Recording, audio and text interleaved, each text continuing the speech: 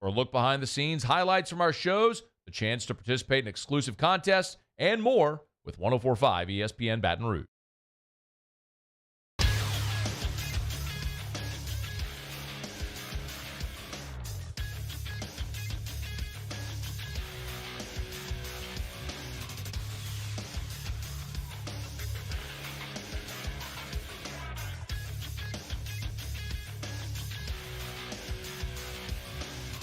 Good morning, everybody. It is 7 a.m. on Wednesday, May 17th. Today in Baton Rouge, expect cloudy skies with a high of 89. Coming up on OTB, presented by All-Star Toyota, Matt Flynn joins the show in studio for a full hour of flestering at 8 a.m. You can follow today's show on Twitter, Instagram, and TikTok at OTB_ESPN, or catch us on YouTube at the 104.5 ESPN channel and subscribe for daily content. Hour number 1 of Off the Bench, live from the Mercedes-Benz of Baton Rouge studio, starts now. Let we go!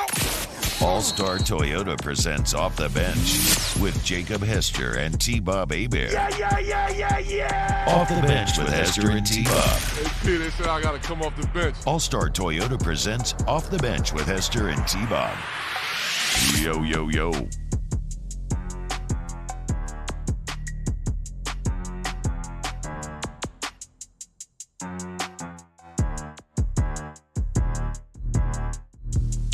Yo, what's going on, everyone? Welcome into OTB. T-Bob, Jake, Mario, and Taylor hanging out with you today. Hope you are having a wonderful day. It's Wednesday. We are here halfway through the week. Let's have ourselves a day.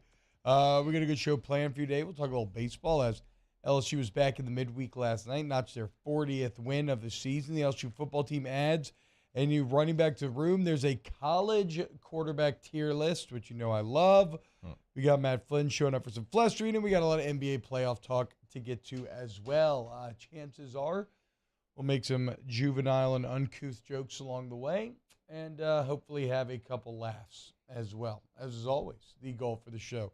What's going on, everyone? How are we feeling today? Jake, what's up, man? After yesterday, the video we played to end this show, I feel like anything we do juvenile is going to be okay today. Yeah, that's fair. Which, by the way, we went on fair and we stayed in that rabbit hole. And I forgot old boy's name, though. Chris Forrester. Learned a lot more about him. That was a low moment, but it seems like he used that moment to get clean.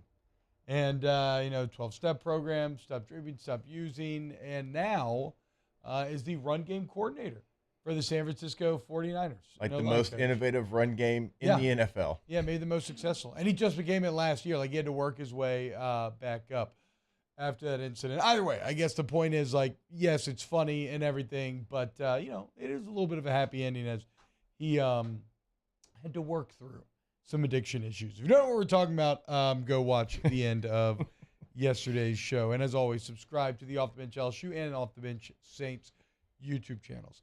All right, let's sorry, boys. How are we feeling back there, Mario and Taylor? Y'all good? Doing well, man. Made it to hump day. Let's get it. Yeah, I mean, you had to be excited. Jokic taking care of the Lakers last night, dominating AD. Fun game. Great feeling, to be sure. Taylor, what about you? How you feeling? Man, I'm good. No accidents this morning before the show like yesterday. We're good to go. Okay, right on, dude. Taylor, you don't have any San Antonio love, do you?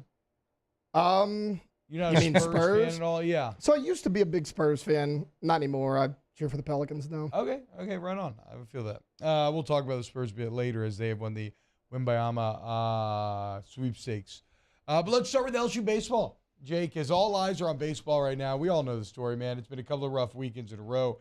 And it's the time of the year when you want to be playing your best, not playing your worst, like LSU is. And, last night's one of those weird situations where everybody needs you to win and in order to not freak out and to feel good, but at the same time, winning's not exactly going to make anybody feel great about the current situation. But LSU beats McNeese 7-4 last night. It's a good McNeese team as well. Puts LSU at 40 wins on the year. First time they've had back-to-back 40-win seasons since 2016 and 17. That's nothing to, scoff at. There were some nice moments in there. You had back-to-back jacks from Beloso and Travinsky. How about this? Beloso back to 10 home runs for the first time since his freshman year, which probably was also in 2016-17. Not really, but I mean, you get the point. Maybe. But close. It might be. You might not be that far off. You had a ninth inning that felt sketchy once again as the base eventually got loaded, but you had a combination of Guidry and Thatcher Hurd to help close that thing out. So it was like, it's like I said, it's a mixed bag, man. Blake Money was great for 2 2/3, and then he just completely implodes, right? And again, you had the bullpen get the job done, but there was some sketchiness along the way. And even though some guys played well, like, I don't know. Like I said, good, John. You did what you need to do last night. You closed out the season in the box with a win. You got to 40 wins. Like, these are all accomplishments. But nobody's going to sit here and feel like, okay, I feel better about the bullpen because you closed out the game last night. I agree with you. When you look at everything you laid out, Griffin Herring was really, really good. He pitched 3 innings, only gave up 1 hit. He gave up a run, but it wasn't an earned run. He was good, and that's somebody on the weekends you're certainly going to count on him.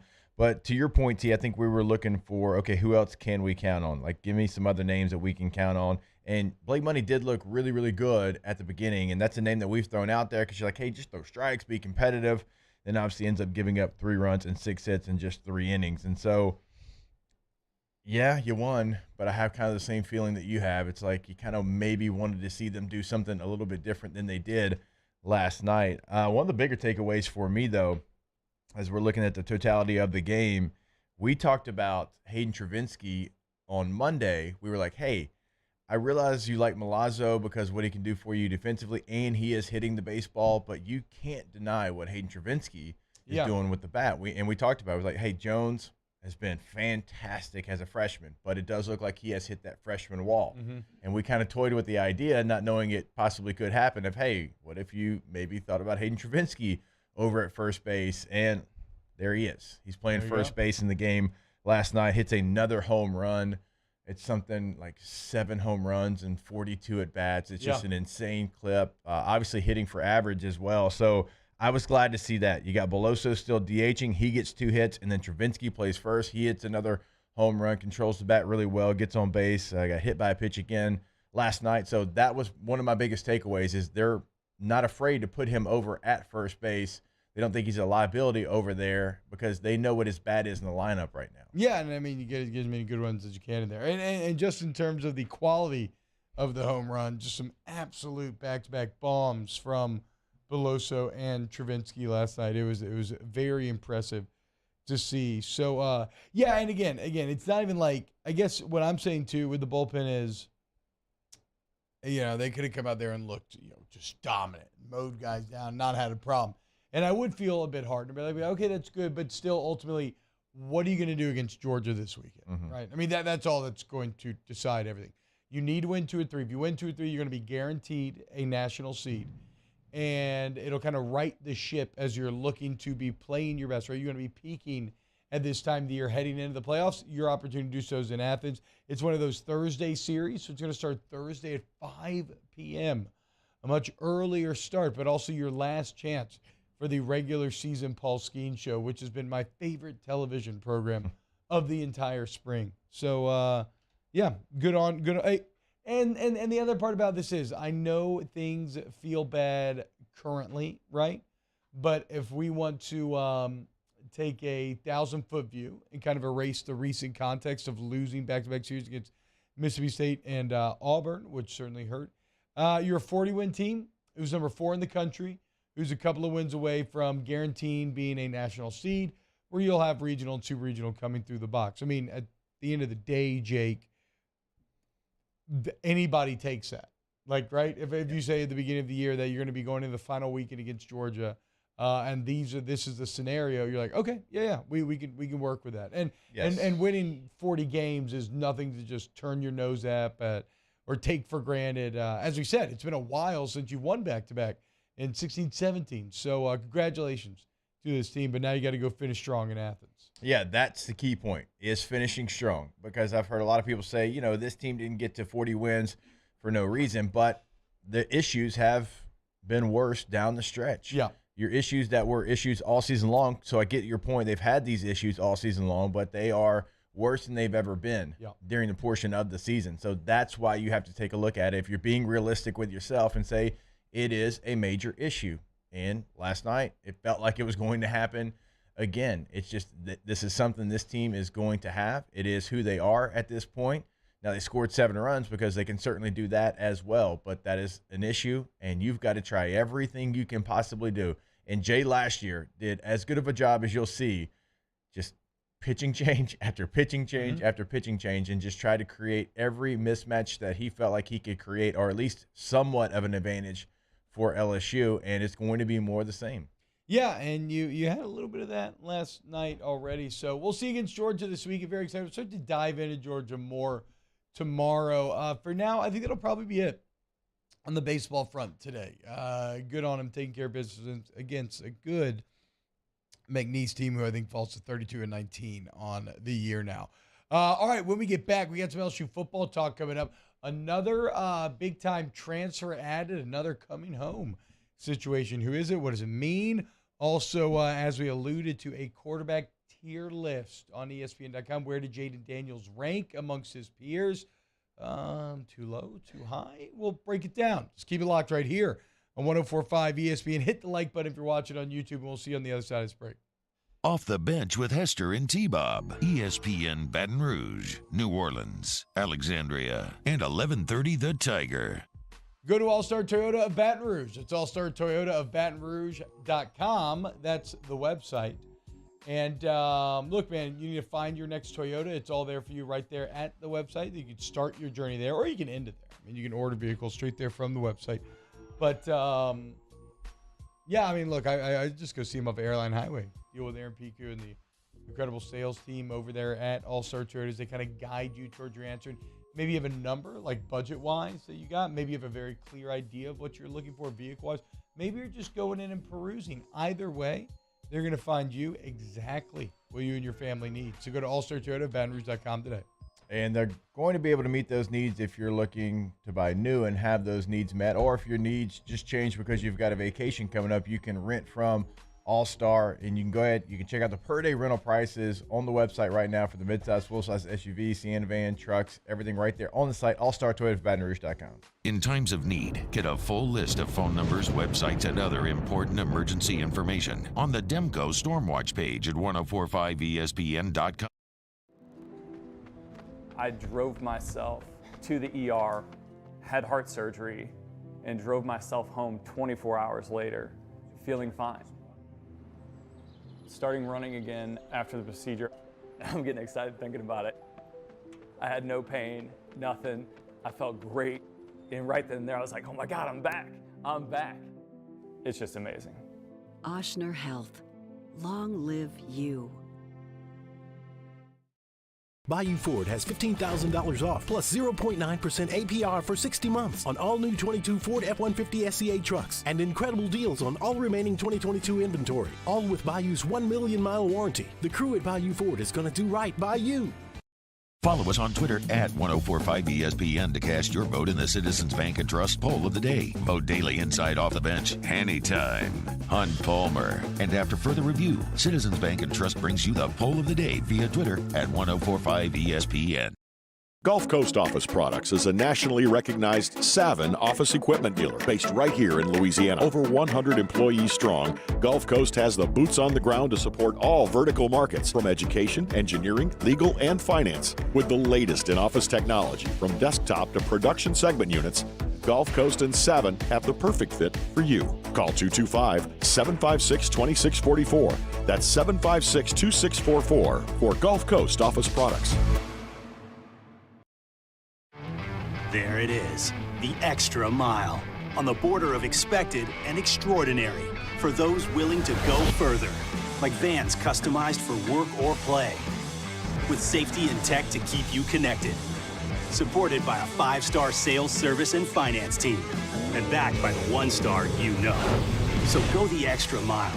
It's never crowded, because so few have what it takes to go there. Mercedes-Benz Vans. I've been doing business with Luba for 25 years. They're dependable, trustworthy. It's just the attention to detail with our clients. Our folks have years and years of experience. They're highly trained professionals. But many companies have that asset. What I'd like to think makes Luba a bit different is that we use those talents in a way that truly is dedicated to serving the needs of the folks who depend on us.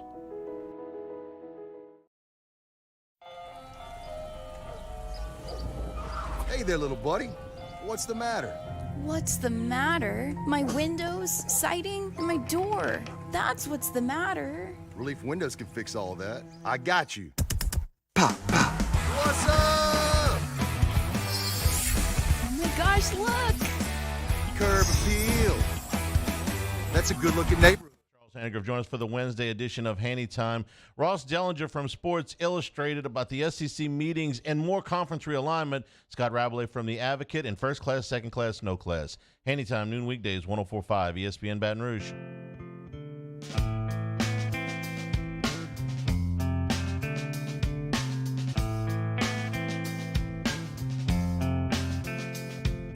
Psychic spies from China try to steal your mind's elation. Silver screen quotation.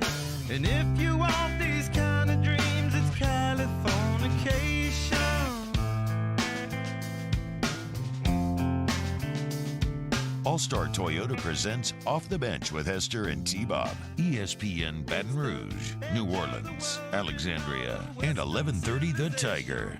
Somebody needs to get the sheriff in the chat right now at youtube.com/1045 ESPN. There is entirely too much discussion going on about age of consent and I don't know. I just, it's the first comment I saw when I opened it up, and a whole lot of Sports Illustrated Swimsuit Edition talk. Guys, it's 7:16 on a Wednesday, and I feel you. Let he who's without bonks cast the first stone.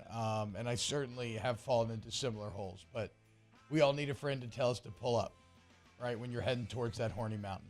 And so it's all I'm saying. It's too early to engage in these sort of discussions. Let's even save it till 9 a.m., you know? Like, even save it till 9 a.m. and we'll be good to go. You'll feel like a better person for it. Instead of focusing on, what you're focusing on right now, why don't you focus in on this LSU running back position? As some big news yesterday, LSU adding yet another player to the transfer portal, and this time it's Notre Dame transfer running back Logan Diggs. Now, this is a classic returning home situation, right? The thing that Brian Kelly's kind of made his bread and butter a couple of years here at the head of this team, but he's Booty native who went to Archbishop Rummel.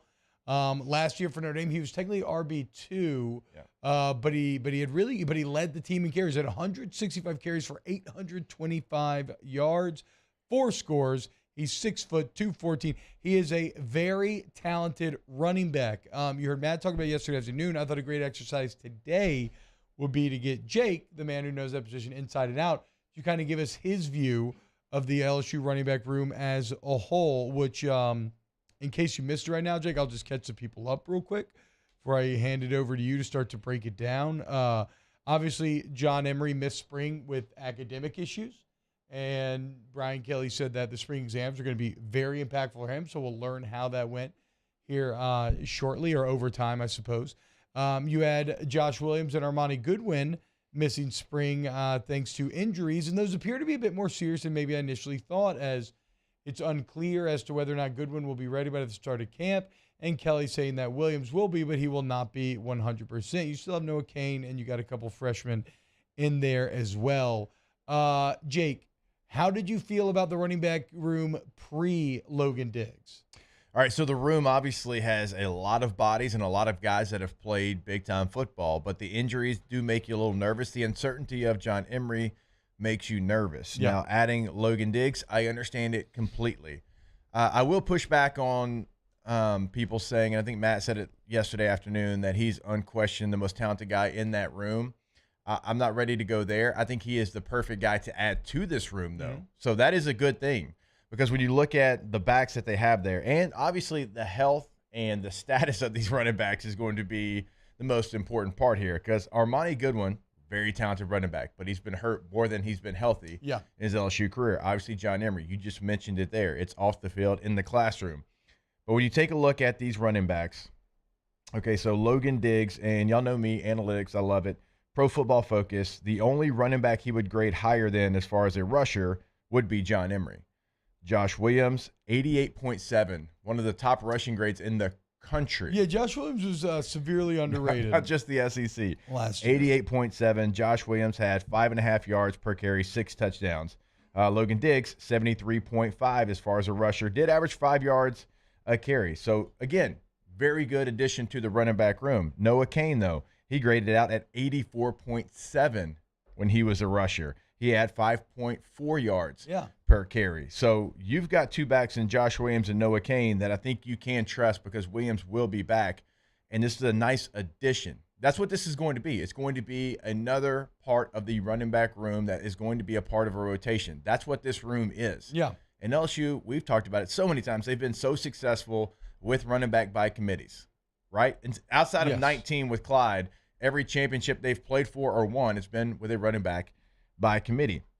So you still have, Armani Goodwin averaged 5.9 yards per carry. Yeah, Armani Goodwin was last awesome. year. I'd love to see him healthy. He's got the Zion thing where his body needs to stop betraying. Yeah, it is. He's almost too explosive for his body. Yeah. We've talked about that as well. He graded out at 82%. So Diggs' 73.5% is only higher than Emery's 65%. All right, when you start talking about a receiver. 65% last year. When you start talking about a receiver, this, I think, is where Logan Diggs can help you.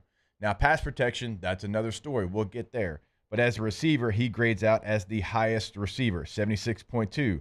Josh Williams, only 61. Noah Cain, 50. Armani Goodwin, 56. John Emery, 60. He can help you there. He had the most yards receiving of any of these running backs. Now, 75 yards of it did come on one play in a ball game. But you know me, somebody had to get that 75 yards, and it was Logan Diggs. And so you can't just take those away. Okay, so he has big playability. You show that when you have a 75-yarder against an SEC team. So maybe that's where he can help you the most because in this cluster of running backs, there's not a natural receiver. I would say Josh Williams is probably the one that is the most natural receiver there, but you don't have John Emery, Armani Goodwin, Noah Cain, right? That is not their strength. Can Logan Diggs be that guy where that is his strength to this team? Now, Make himself the third down back. he could be. Now, let's get to another point. Pass protection. Graded out 6%. Wait, what? 60? 6. 6. Single digit 6.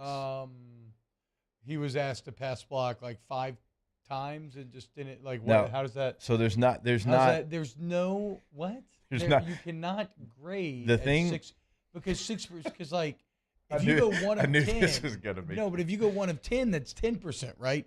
So 6% implies that you have at least enough reps to where 1 win would equal 6, right? I mean, what's that, like 6 times 13, maybe?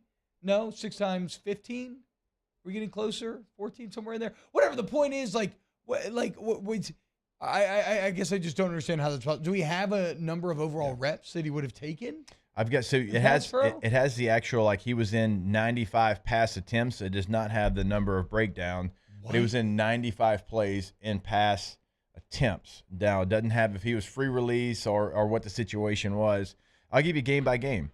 71% against Ohio State, 0 against Marshall, 9.2 against BYU, 70 against Stanford, 73 against UNLV, 75 against Clemson, and then 6 against Navy, 0 against Boston College, and 71 against South Carolina. So I think this is more of a situation of the reps. It feels like it maybe wasn't, but it was either really good, T, or it was really bad. Yeah. So you like the good. You can see the good, and you can say, okay, I can be the guy. I'm Frank Wilson. I can coach him off the good tape that I saw. So, okay, that's the grade there. Josh Williams was 28%. Okay. John Emery, 28%. Armani Goodwin, 27%. Okay, so these grades Pro are Football for some Focus reason grades pass inherently protection low anyway. as maybe as hard as anything that they do. Yeah, okay. At the offensive line position as well. Now, Noah Cain did have 65% in pass protection.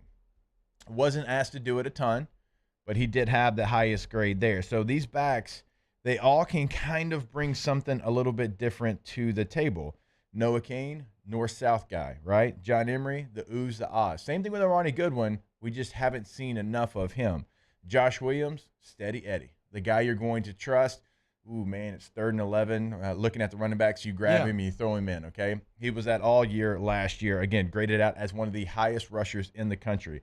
And maybe Logan Diggs can find his way into that 3rd down package because he does look like the most natural receiver. He does have the big play ability in the passing game because a lot of these running backs don't have a lot of catches. Logan Diggs, 10 catches. Josh Williams, 21. Noah Cain, 9. Armani Goodwin, 4. John Emery, 13.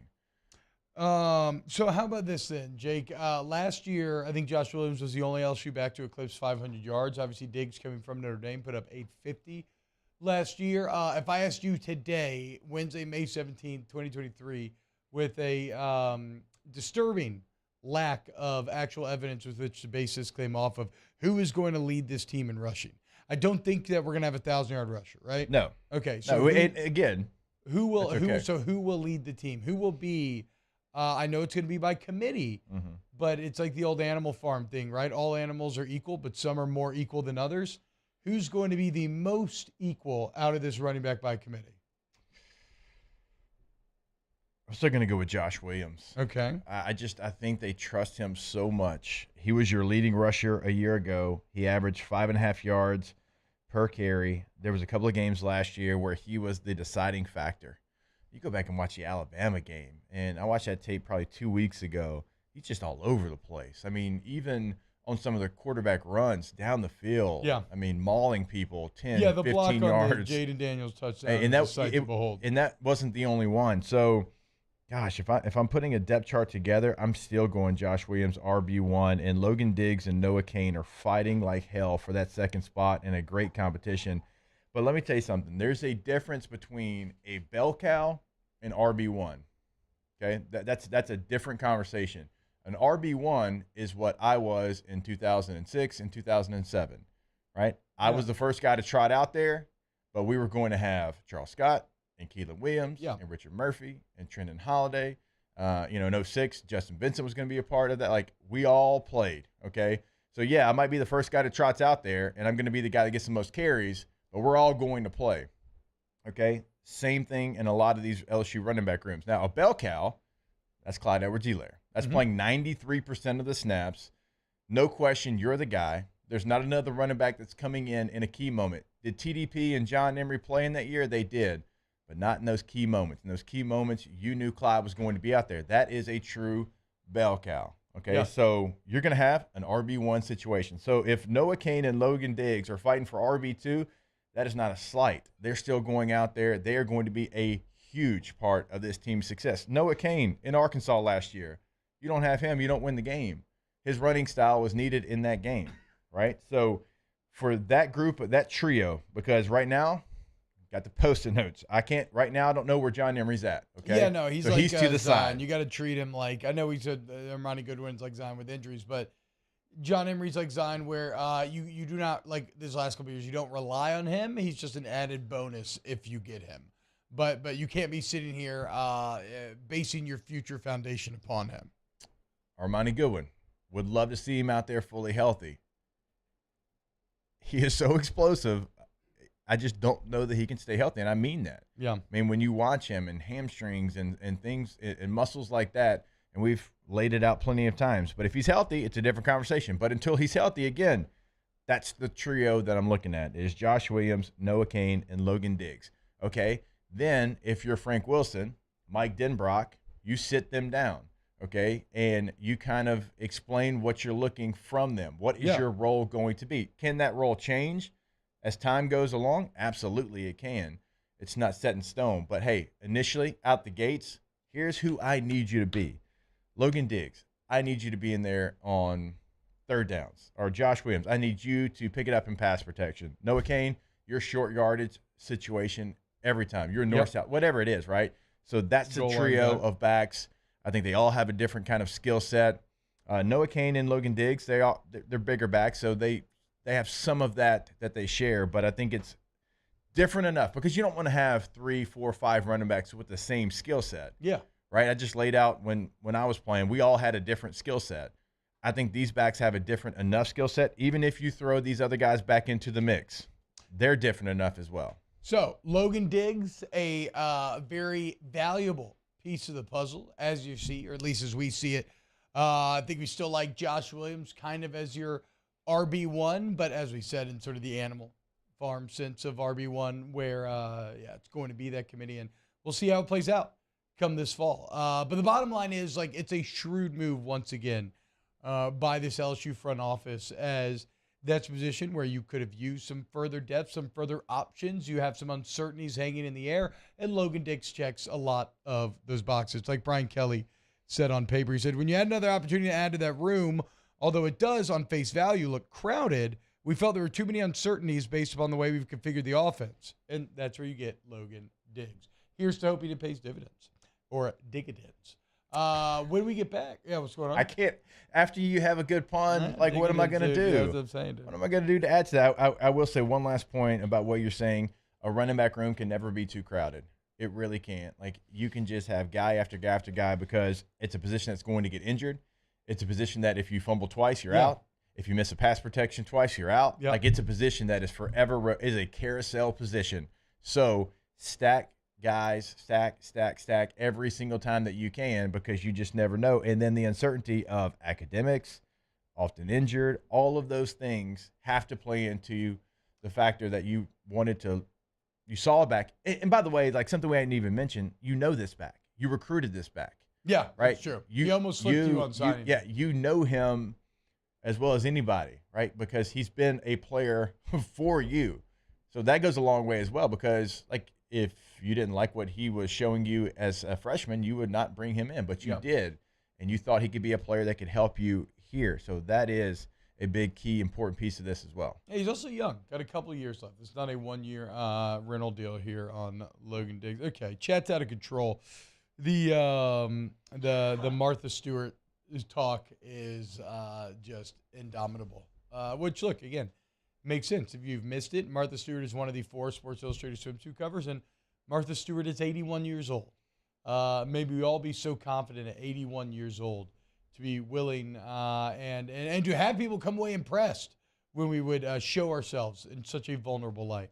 No other mid-market morning radio show could have a running back discussion and then transition on the way out to 81-year-old Martha Stewart. Well, it's like you started talking about bell cow with running backs, and now all anybody's doing is calling Martha Stewart an NIL bell cow. And she is a bell cow. I mean, let's be honest. Like, Martha Stewart built an empire, right? Like, there was no crowded running back room in the Stewart verse. It was Martha and then nobody.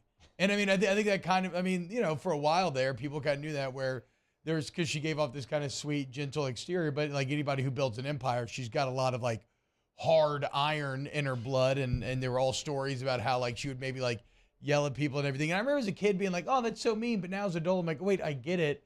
She was a star of the show. She had an empire depending on her. Those people tend to be like, I want it this way and it needs to be this way, or I'm going to find somebody else who can do it this way. So yes, LSU running back room, no certified bell cow. Martha Stewart, absolute certified bell cow. Who's the most talented running back that you blocked for at LSU? Martha Stewart. Nope. Talented. Our best. Yeah, no, I'm thinking. I mean, I guess it'd have to be Stephen Ridley. I want to say he went on to have the most. He had the most NFL success. But I mean, there's plenty of great names. No. Don't be Switzerland. You said Stephen Ridley. Spencer Ware was very good. Go to break. As he well. said Stephen Ridley. Go to break. Off the bench with Hester and T-Bob. Our listeners fire off their opinions on the jimsfirearms.net hotline at 499-1045. Keep listening for your next chance to shoot us your thoughts with the jimsfirearms.net hotline on 1045 ESPN Baton Rouge. Get 3.99% financing at Corval Toyota in Opelousas on select 2023 models. We also have a large selection of pre-owned inventory. So come on down to Happy Town. That's Corval Toyota in Opelousas, Happy Town, USA. The world's leaders in obesity research, obesity medicine, and obesity science are right here. We're doing something that no one's ever done or trying to answer a question that no one's ever asked before. Pennington is a real jewel when it comes to research. We are finding the solutions to the world's worst chronic disease, which is obesity. Louisiana needs Pennington Biomedical. When is a taco more than just a taco? When it's Government Taco. Voted best tacos 3 years in a row by 225 Magazine, Government Taco puts the most delicious spin on tacos the capital area has ever seen. With creative combinations like the Magna Carrot, the Filibuster, or the Steak of the Union. Plus perfect tortilla chips paired with the best salsa and queso you've ever had. And happy hour every day from 3 to 6 p.m. and all day on Thursday. Government Taco, 5621 Government Street. Gulf Coast Bank and Trust is giving our customers the power to bank anywhere, anytime during this challenging event. And we're right there with you. Our mobile banking app is a smart way to manage your money and time. Gulf Coast Bank and Trust, the bank that cares about you. Bayou Chrysler Dodge Jeep Ram has $20,000 off new 22 Ram 1500 SCA trucks and incredible deals on all remaining 2022 inventory, all with Bayou's 1 million mile warranty. The crew at Bayou Automotive is going to do right by you. Gulf Coast Office Products is a nationally recognized Savin office equipment dealer based right here in Louisiana. Over 100 employees strong, Gulf Coast has the boots on the ground to support all vertical markets from education, engineering, legal, and finance. With the latest in office technology from desktop to production segment units, Gulf Coast and Savin have the perfect fit for you. Call 225-756-2644. That's 756-2644 for Gulf Coast Office Products. Follow us on Twitter at 1045ESPN to cast your vote in the Citizens Bank and Trust poll of the day. Vote daily inside off the bench, anytime. Hunt Palmer. And after further review, Citizens Bank and Trust brings you the poll of the day via Twitter at 1045ESPN. There it is, the extra mile. On the border of expected and extraordinary. For those willing to go further. Like vans customized for work or play. With safety and tech to keep you connected. Supported by a 5-star sales, service, and finance team. And backed by the 1-star you know. So go the extra mile. It's never crowded because so few have what it takes to go there. Mercedes-Benz Vans.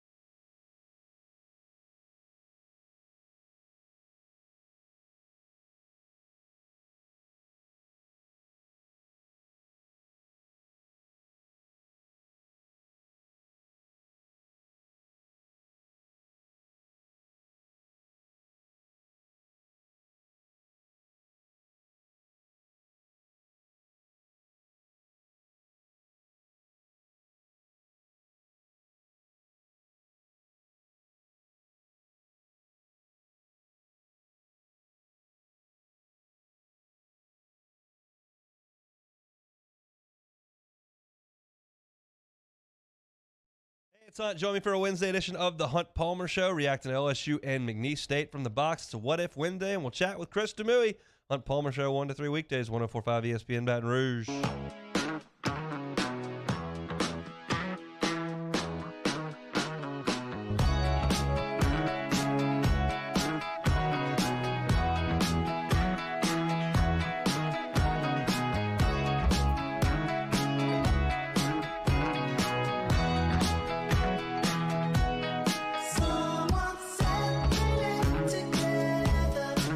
All-Star Toyota presents Off the Bench with Hester and T-Bob. ESPN Baton Rouge, New Orleans, Alexandria, and 1130 The Tiger.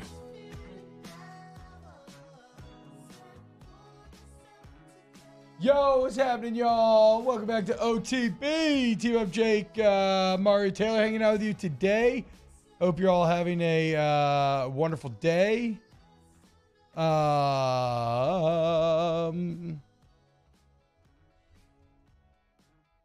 Hold on one second. Doing some stuff chat. Hey, hope you're all having a wonderful day, though. And well, there's a few things that we could talk about here. Brian Braxton has jumped in. T-Bob talking about Martha Stewart as a running back. I'm sure there's a logical off-the-bench reason for this. Yeah, absolutely. Sure, there's a logical off-the-bench reason. Yeah, that is the reason. She's a bell cow running back. RB1. She is. The RB81. RB1. Hey, so there's a college football quarterback tier list, Jake, and this is from ESPN. It's an ESPN Plus article, which I don't know, man. It feels like with it, maybe actually this is probably just a function of me doing so much college football research that I feel this way. But I feel like and because I'm sure there's good work going on in other areas that I don't see, but I feel like in terms of ESPN Plus memberships, that maybe the only time that I really feel like, ooh, I'm very glad that I have this is when reading these college football pieces. Okay, good. I thought you were going the other way. I'm like, no, these are they're great. Okay, no, yes, like Bill I agree Connelly, with you. like David Hill, Bill Conley, yes. It's like in the college football world, The Athletic and ESPN Plus definitely justify the price. I agree. Of what you pay for what you get. I would also say in the world of the NFL, I'm a big New Orleans football fan, but yeah, it's hard to do, and they do a great job. Okay, props aside. David Hale comes out with a quarterback tier list, and, well, I guess we can just zoom in, although it's an interesting, larger conversation to be had here. We can kind of zoom in on where Jaden Daniels finds himself. Yeah, we can kind of just quickly, because like the top tier, you're probably going to know who it is. So there's not a lot of things that we have to say about it. Like tier 1A, okay, Caleb Williams and Drake May. Yeah. Yeah, you knew they were going to be there. Tier 1B, interesting, Jordan Travis from Florida State. Also, Bo Nix, Oregon, Cam Rising, Utah, and Michael Penix Jr. from Washington. A couple things here, because this is maybe the most interesting tier, Jake, in terms of teaching me things that I don't know that I knew. Like I told you yesterday, I am the Penix pump this year. Just know that. Okay? You're gonna hear OTB. As much as we are Husker boys, we might be Husky boys as well. We are going to engage, or we are going to engorge Michael Penix as much as we can as possible this season. I am a Washington fan this season, but last year he was incredible, right? He had 9 games of 300 or more yards where he threw multiple touchdown passes. That was the most in the FBS. In fact, aside from Mike Leach teams, the only other Pac-12 quarterbacks to ever throw for 4,500 yards, count for 35 touchdowns were Caleb Williams and Jared Goff, both probably going to be number 1 overall picks. Here's the interesting part on Penix. Only 2 defenses that they faced last year were in the top, were top 50 defenses. Yeah. In fact, only 1 in Oregon State were a top 50 pass defense. And in those 2 games, so basically the only games where he played a defense with a pulse, he completed just 58% of his passes, 3 touchdowns, 2 picks. Only his yards per dropback were a full 3 yards lower than they were in these other games. So that's just something to watch out for. Yeah. Okay, the idea out there that maybe there was a bit of stat padding going on from Penix against bad opponents last season. We'll see. He was much better late than he was early too. But yeah, that's true. I mean, you have to take a look at the defenses that he did it against. But still, I'll still bet on believer. Penix. Yeah, me too. I'm not worried, but it just was surprising to see that. Yeah. I was also surprised to see that Jordan Travis posted a QBR of 91-1 during FSU's winning streak during the season. Like, I knew he was good. I didn't know he was that good. That was the best mark in the entire country. It is so hard to have a QBR in the 90s. He counted for over 1,800 yards in the winning streak, 19 touchdowns, just 3 turnovers. Here's the crazy part. He was averaging more than 12 plays a game of 10 yards or more. So not just like going Chad Pennington hyper efficient to get that 91-1, but like chunking yardage as well. And there's really good numbers about Bo Nix being very clutch. I mean, Jordan Travis was probably the name because that's who you're facing in week number 1. And Jaden Daniels and Jordan Travis have kind of been in the same tier in all of these tier lists or discussions. So to see him up in 1B, and as we continue on down this list, you have to go a while before you see Jaden Daniels. Well, that's where it gets weird. You're like, after 1B, you're like, thought maybe Jaden Daniels will be in there. That's interesting. Oh, he'll be in tier 2, which is guys you may not have noticed, but these guys are really good. It's 4 players. It's Arkansas KJ Jefferson, Kansas is Jalen Daniels, Michigan's JJ McCarthy, and UTSA's Frank Harris. And Frank Harris, I think, came into college with Cade Beloso, same class. And KJ Jefferson is really good, but so is Jalen Daniels. Jalen Daniels is really good, but again, so is JJ McCarthy. this feels like the place where Jaden Daniels should be at least. Like right, the absolute lowest. If he's not in there with that 1B crew that we just laid out with Travis and Nix, like okay. And as I'm reading this article, I'm like, surely he's going to be there. And then when he wasn't, I was shocked. And these quarterbacks in this group are really, really good. Like Jalen Daniels, he is the guy that has the highest QBR of any returning quarterback. Not the highest from last year, but those guys moved on to the draft. They graduated, unless you're Stetson Bennett. And the guys that are actually coming back, like he's got the highest QBR of any of those quarterbacks. And so he was very, very good. So I'm not arguing with who's in that group, but you're like, okay, where's Jaden Daniels? So then you get to tier 3. Which just. And maybe this is just more about putting the system above the quarterback. But it says, never question system, 12 players, 6 jobs. And it's like naming Alabama and Buckner, Melrose Simpson, Clemson, Klubnik.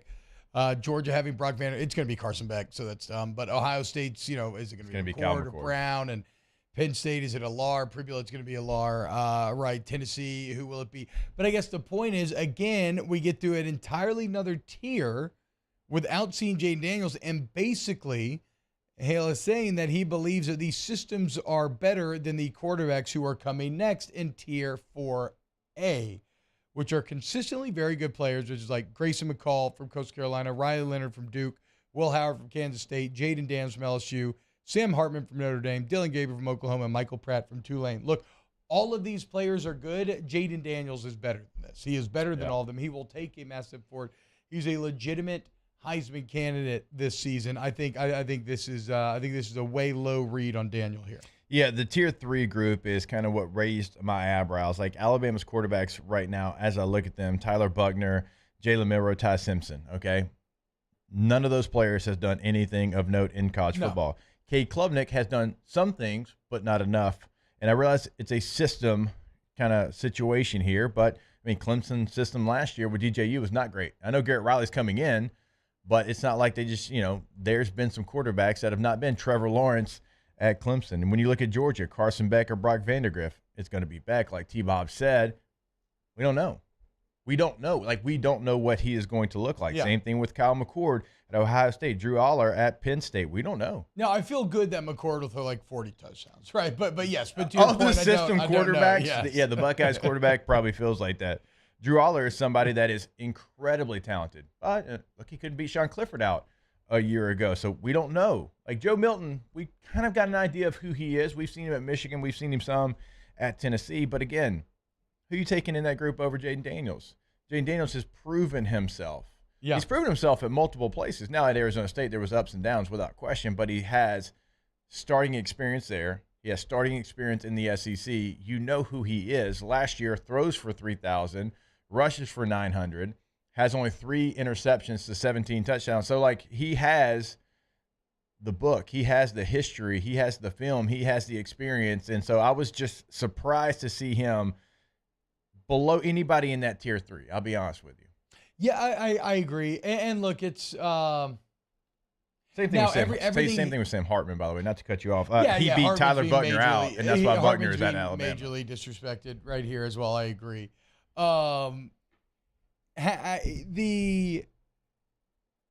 Here's what I was going to say is that, and I get where he's coming from, because he goes on to be like, Jaden Daniels is a very dangerous leg, how dangerous is his arm, and he shows a lot of numbers that show just how kind of unthreatening Daniels was at time with his arms last year, right? He was efficient, but rarely actually like threatened you, right? Made you feel like you were in imminent danger. I think that's going to change this year. So I think that's where our big disconnect comes in. Maybe I'm too close to it, but I believe with all the elements we've talked about so much this offseason, it's going to change. I think Jaden Daniels is going to be one of the top 10 guys in the entire country. Jake, anything to add before you as we wrap this up? Michael Pratt, Tulane being in this group, shout out. It's a good point. Because Bobby and I are putting an all meathead team together for Phil Steele, and it's either going to be Cam Rising or Michael Pratt. Can't decide. Both glorious meatheads. I got to get eyes on Michael Pratt because it's going to be hard to beat the grease of the Cam Rising mullet. We got to go to break. But watch him against Oklahoma 2 years ago. My gosh. More OTB coming up next. Off the Bench with Hester and T-Bob. In times of need, get a full list of phone numbers, websites, and other important emergency information on the Demco Stormwatch page at 1045ESPN.com. There it is, the extra mile, on the border of expected and extraordinary, for those willing to go further, like vans customized for work or play, with safety and tech to keep you connected.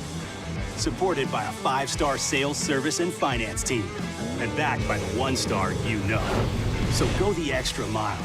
It's never crowded, because so few have what it takes to go there. Mercedes-Benz Vans.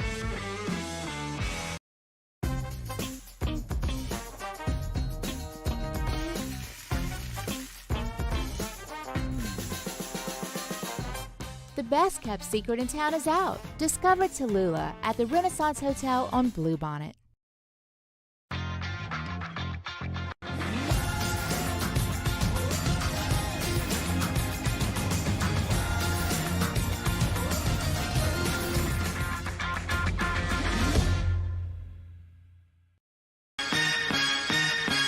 Turn my music high, high, high, high, yeah.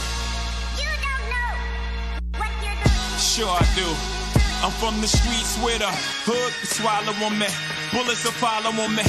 There's so much that you could run the slalom. And cops comb this top to bottom. They say that we are prone to violence, but it's home sweet home. With personalities clash and chrome meets chrome. Prices up and down like this Wall Street. All right, let's say ah. Where'd my spotlight go? Super weird, but we can take care of it. Get in and get better at Patient Plus. Bayou Ford has $15,000 off plus 0.9% APR for 60 months on all new 22 Ford F-150 SCA trucks and incredible deals on all remaining 2022 inventory. All with Bayou's 1 million mile warranty. The crew at Bayou Ford is going to do right by you. When is a taco more than just a taco? When it's Government Taco. Voted best tacos 3 years in a row by 225 Magazine, Government Taco puts the most delicious spin on tacos the capital area has ever seen. With creative combinations like the Magna Carrot, the Filibuster, or the Steak of the Union. Plus perfect tortilla chips paired with the best salsa and queso you've ever had. And happy hour every day from 3 to 6 p.m. and all day on Thursday. Government Taco, 5621 Government Street. I've been doing business with Luba for 25 years. They're dependable, trustworthy. It's just the attention to detail with our clients. Our folks have years and years of experience. They're highly trained professionals, but many companies have that asset. What I'd like to think makes Luba a bit different is that we use those talents in a way that truly is dedicated to serving the needs of the folks who depend on us.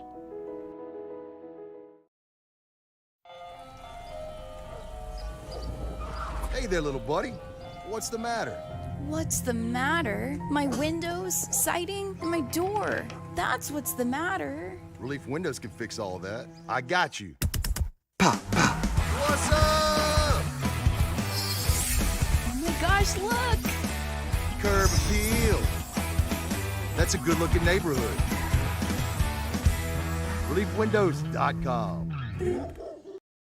Hey, what's up, y'all? It's that time again. It's heating up. Your boat's getting ready to come out and spend all summer on the water. It's time to take your boat to the next level with front-to-back boat service, where if you want an incredible custom speaker install, it's going to blow people away in the water, that's there for you. You want an HD sonar where you can see the fish under the water before you cast, beat all your friends, that's there for you at front to Moscona inviting you to join us for Wednesday's Hump Day AFR, presented by Pluckers. We'll recap LSU McNeese from the box, start taking a look at the Georgia Bulldogs. It's a Whiskey Wednesday, Pluckers trivia, lots of good stuff. Wednesday, 3 to 6, 104.5 ESPN Baton Rouge. All-Star Toyota presents Off the Bench with Hester and T-Bob. ESPN Baton Rouge, New Orleans, Alexandria, and 1130 The Tiger. Yo, what's happening, y'all? Sorry we went long there. That's bad clock management on my part. That's on me. I did want to finish out the conversation we were having, but we'll get it together for the second hour. We got Matt Flynn coming in for some flustering. Yeah. The old My High man himself. So that will be a very good time. And then, we'll do some flustering, Well, I don't have much to do. The flustering thing kind of goes whatever direction it is going to go The only thing I maybe tentatively have in there, did you see the Pat McAfee news? It is official. He is heading to ESPN. I don't know what kind. I mean, it's kind of insane, right? He was in the second year of a $120 million deal with one of the gambling companies. Can't remember which one. And now ESPN comes calling, Jake. It's at a time when ESPN is laying off people all over the place, right? And Disney as a whole is kind of 7,000 people struggling financially as much as a giant mega corporation that still pays their CEO, multi-millions of dollars can struggle.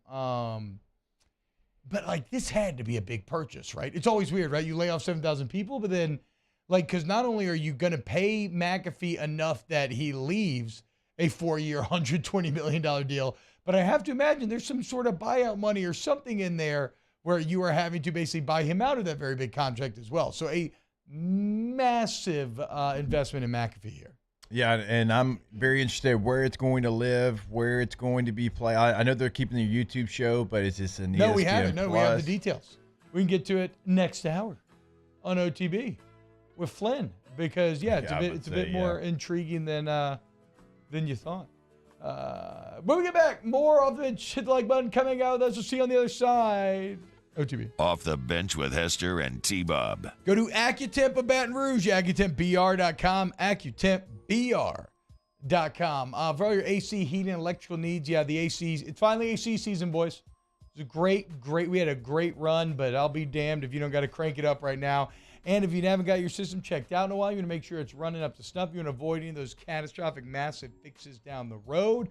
We'll ask for the Star Club membership or just have them come do a little AC tune-up on you, okay? Also, don't forget, right now, if you do have to get that new AC install, you get $500 off that system. It's a system that's going to stand the test of time because nobody is better than AccuTemp. Don't take my word for it. Go look at the online reviews. You get service to the highest degree. AccuTemp, Baton Rouge. That you do, T-Bob. Everything's going to be first class. It's going to be done right the first time. Go ahead and go to AccuTempBR.com and schedule that appointment. Remember, you can do it right there on their homepage of the website. Schedule it today, AccuTempBR.com. Electricity is all around us, and our families depend on it. Every day is sparked by the power of a cold drink or a warm meal, a movie night, and a comforting light at the end of a dark hallway. From sunrise to sunset, playtime to bedtime, our team is ready to take care of your electrical needs. Even in the case of an after-hours emergency, the light in your life shines brighter with Mr. Electric.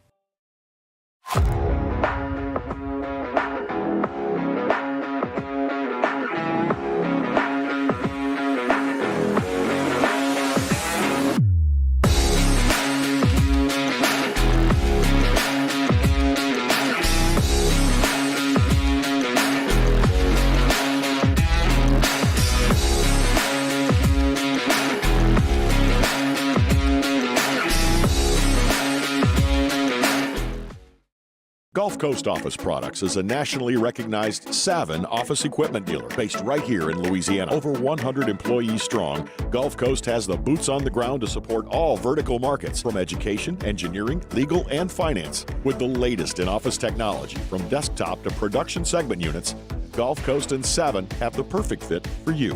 Call 225-756-2644. That's 756-2644 for Gulf Coast Office Products. There it is, the extra mile, on the border of expected and extraordinary, for those willing to go further, like vans customized for work or play, with safety and tech to keep you connected, supported by a 5-star sales, service, and finance team, and backed by the 1-star you know. So go the extra mile. It's never crowded, because so few have what it takes to go there. Mercedes-Benz Vans. When is a taco more than just a taco? When it's Government Taco. Voted best tacos 3 years in a row by 225 Magazine, Government Taco puts the most delicious spin on tacos the capital area has ever seen. With creative combinations like the Magna Carrot, the Filibuster, or the Steak of the Union. Plus perfect tortilla chips paired with the best salsa and queso you've ever had. And happy hour every day from 3 to 6 p.m. and all day on Thursday. Government Taco, 5621 Government Street. I've been doing business with Luba for 25 years. They're dependable, trustworthy. It's just the attention to detail with our clients. Our folks have years and years of experience. They're highly trained professionals, but many companies have that asset. What I'd like to think makes Luba a bit different is that we use those talents in a way that truly is dedicated to serving the needs of the folks who depend on us.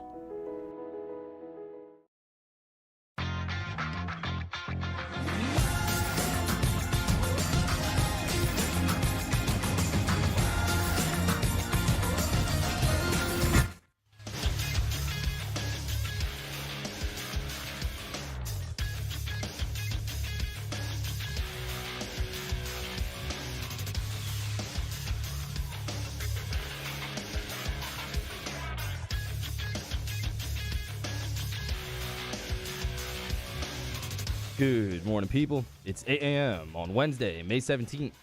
Today in Baton Rouge, expect sunny skies with a high of 88. Coming up on OTB, presented by All-Star Toyota, Matt Flynn joins the show in studio for a full hour of flestering.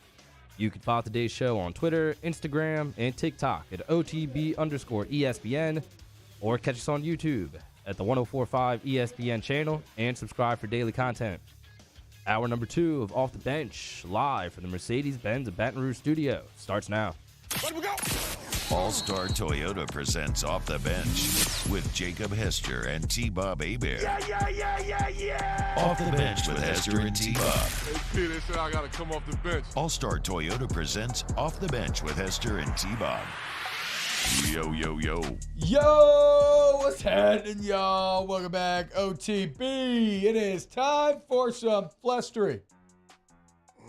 We got Matt Flynn, Jake Hester in here. The Brothers Flester, bounty hunters of legend. The men who once tracked down Lady Moscona and brought him to the foot of the cast iron throne. Boys, what's going on? How are we feeling today? I feel great.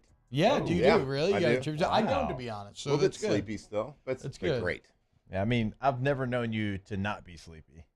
That's a really fair point. But about noon is when I turn it around. How many adults are not sleepy? Yeah. If we're just being honest. Like, how many of your people, if you polled 100 of your friends, 100 other parents at the school, 100 adults, like, who's going to answer, no, I feel great, and I'm definitely getting enough sleep? Yeah. I don't think there's a single one of them. Right. Mine was more of a statement of when we used to do the afternoon run group, he'd still look like that. Oh, I like that. My sleep patterns were different. Like that. He'd be like, and he'd rubbing his eyes. I'm like, Brad's like, well, that's because I had a little nappy. That's because the previous night was either the Tiger Bar Tuesday, or it was Mellow Mushroom on Wednesday for karaoke, or Bogies it was on Thursday. Bogies or Reggie's on Thursday, just for whatever reason. Why you said Reggie's? There were some Sunday Reggie's. Daiquiri Cafe. 07 had some. I know all the older cats. Cafe. Say shout out Port Allen. You may have forgotten, but there in 07 there was a Reggie's on Thursday crew as well. It was not just Bogies. It wasn't just. It was Reggie's on Monday. Are we talking? Okay, that's what it was. Maybe I'm confused. Maybe it was Reggie's on Monday. I think there was a Thursday crew too. I'm pretty sure there was. What in the Jason Spadoni are y'all talking about right now? I feel like I remember going with Big Herm a couple times to the Thursday Reg. So that would also explain maybe the tiredness at 4 p.m. in the afternoon going to run 110s. Yes, getting just yelled at because how dare you come at the time that's offered to come run 110s. So what's up, man? How's everything? How's everything going? How's Texas and stuff and business and life and everything? Well, that's why I'm sleepy right now. All of it, business, life, family, all that stuff. It's good. Everything's good. Yeah, Texas was. Spent 4 good days selling some high, and it went really well. So we're gonna keep it up for the next 7 weeks. Do you sing in any songs when you go to Texas? I feel like if you're from Texas, you're I have to sing Are you asking like a Bob Hope? Are you going to military bases or no? Deep in the heart of Texas. When you say Texas, that when you hit the line. I feel since I was born and raised there, I go across the state line, and I think of that Con Air gift. Where he's got the wind blowing in his hair, and he's just taking a deep breath in. Yeah. Oh yeah. Okay, that's what I'm asking. Yep. Mm-hmm. Wait, we should do because you do military base visits and stuff, right? Yeah. we should do like an old school, like Bob Hope, like, variety hour to entertain the troops. And we could do like My High songs and songs like that, do a little comedy routine. It'd be great. Mario could do a live vivisection of a corpse up there on the stage for everybody to see. Yeah. I think we could be really on to something here. Yeah. Is that a, what do they call it? USO tours? I don't know. Yeah. I don't know what they're called. Did I nail that? Yes. Yeah, Well, they'll be like, hey, nailed guys. because it was Ron Burgundy, but you asked. Yeah. They send us overseas. They're like, hey, guys, we got the 10th ranked mid-market local sports talk morning show to come do an incredibly region-locked performance where they're going to talk about LSU football, make inside jokes that none of you understand because none of you have ever listened to these guys before. But hey, look, you know what? The economy's down. This is the budget. This is all we can do. I think we can make some. I think they'd be grateful. I wonder what everybody's act would be. Jake, if you had to do a variety hour act, what do you think it would be? I guess maybe I would finally try to write a stand-up routine, which would probably go awful. But I mean, I don't you're know gonna that I have have a me lot and else to bring to the table. Me and Flynn can be out there like the power team trying to rip phone books in half. I mean, Oh, that's what we could do. Yeah, like a power team. We're just not strong enough. I would do like I would do some sort of like football trick shot situation. Oh, hell yes. Yeah, we could do that. Okay, it'd be like Or a little Dude Perfect act. Yeah, like maybe a little beer pong trick shot situation. Actually, maybe instead of stand-up, I'll just go into clowning. I've always been interested by like going to clown school, and I think it's something that used to be considered an art. And now it's kind of like people turn their nose up at it. But maybe with my red nose, I can bring them back down to earth a little bit. Do a little clown routine in between the acts. You could do accents. I could do accents. Or you could do the Tiger King. Yeah, you could do the Tiger King, but like in a military version of it. Okay, hell yeah, dude. Yeah, you could do that. Oh, you're fine. Yeah. Yeah, you're gonna be good. I'm excited. Coming to a military base near you, the My High Variety Look, Hour. They let Bobby By My Carpenter go to a military base and do the whole deal. If they allow Bobby to do it, Big Ten Bob, the general, we can do it. Well, and I don't know how he passed the mental test to go. You know, big old meathead. Well, they were like, you only have so much left. Yeah. There's not a lot of danger you can do with what you have left. So. Bunny Money says Saron Black was in the club. Reggie's Longs with Terrence Tolliver. That is true. I think that we were all in the Reggie's crew together. Everybody dabbled. I remember Saron used to bring that sweat rag. Oh yeah, yeah. There was a lot of my boy Jarvis. There were a lot of sweat rags back. There's there. a lot of big boy sweat rags. It gets hot. Sometimes you just bust that thing out the back pocket, a couple dabs on the forehead, and you're good to go again, man. You don't want to be close talking with somebody with stuff dripping off your forehead. No. And especially, Saron had the bald look going on, so anytime you're bald, those beads just stand out more because there's no hair to catch them and absorb them. So we're just talking straight drip. And usually he was like at Reggie's like super post knee surgery, so like he had a cast on that even makes you hotter. Yes. That's true. That man put his body on the line to set, I believe, the NCAA record for starts. I think it's Colt McCoy, unless COVID changes. There's potentially a good chance that it did. Yeah. But pre-COVID, it was Colt McCoy and Saron, like 53 college starts. I heard y'all say the name Bo Nix earlier when I was driving in. Yeah. It's shocking. He's not a third-year NFL guy already. I know. And you know, it's crazy. I was kind of shocked at how good. Do I still have the article brought up? What school does Bo Nix go to now? Oh, I already know this, bro. Do you? Yeah. Oh. He's a duck. Oh, look at that, dude. Let's go. Big sports guy. Sports guy. Any chance? Because I know that because I was shocked because he played like 2 good games last year. No, he played a lot of. He was actually pretty good last year, dude. This is what I was surprised on. When Oregon was tied or trailing in the second half last season, Nix accounted for 7 touchdowns, no turnovers, posted an FBS best 89.6 QBR, and nearly a quarter of his touches resulted in a play of 10 yards or more. And that's counting against Stanford. So I was going to say, but that is counting the Georgia game. Why are you which picking on Evan Moore like nothing. that? That's a good point. Because they're trash. That's a good question. Who is the Stanford head coach? We had to do a Pac-12 tier list the other day he came from Sacramento State, and I had never heard of him before this. Right? Yeah, he did. He came from Sacramento State. He had good. I don't remember his name though. So I don't know. Is it a question to me? It kind of was. Oh, I don't know, but I already know you don't know, so it doesn't even matter. It's coach. Do you think you could name the SEC West coaches? No. Auburn. Yeah. Maybe not. Look. We're in the forest, dude. It's This hard is to see the the forest first in the trees. seg. This is the first seg. Let me wake up a little bit. No, Yeah. let's hold on. Let's just try to the west real We've quick. got on the 7 way out of here. 14 before. Okay. So that was years listen, ago. Listen, guys. Let's not do this now. Auburn's a recognizable name. Let's not do this now. Let's not do this. Who is Put the a pin head in coach? Who is the head coach at Auburn? Let's start with someone else. Let me get warmed up. Alabama. Oh, that's Nick Saban. Okay. Yeah. Ole Miss. Lane Kiffin. Okay. Lane Train. LSU. Okay. I would have not known that. Arkansas. Yeah. Arkansas. Go to A&M first. Okay. Texas A&M. Jimbo. Okay. So now we're getting into trouble. There's no chance you're going to know Mississippi State. It was the defensive coordinator when Leach was there. Yep, Okay. That's actually, you know what? I'll give him that. Half a point. point. Zach Arnett. No, I'll give it for him. I'll give him that. Zach Arnett, related to Will, actually. Not Is really. he? No, he's no, spelled I a made that different up. way. I think. Maybe. Watched Logan Masters last night with Will. Auburn. He once got caught texting it's ladies that guy? of the night. Women of the night. On He a did? school phone. Yeah. World's oldest profession. Yes. Hugh Freeze. Yeah, there we See, go. I wanted to say it earlier, but I couldn't remember if he got the job. And you don't know Arkansas. I know his face. Yeah, because he big celebrated boy. after a big win. Very and red. Told him to take the goalpost down, right? I don't know. Sure. Sam Pittman. Sam Pittman. Pretty good, dude. Yes. Dude, you got half Nailed of it. You know, you got 4 or 7. That's actually over half. I would say I got 6 out of 7. Maybe 5. Might grant you 5. All right, when we get back, more Flesh Street, Pat McAfee, other stuff. Talk about, keep it locked right here on OTB. Off the Bench with Hester and T-Bob. ESPN Baton Rouge, New Orleans, Alexandria, and 1130 The Tiger. L'avocat. It's a French word. That means avocado. It also means lawyer. Okay? That's why you see Gordon McKernan's head plastered all over these billboards as, well, his head is the pit of an avocado. And it might make you a little hungry. You know what it makes me? Hungry for justice.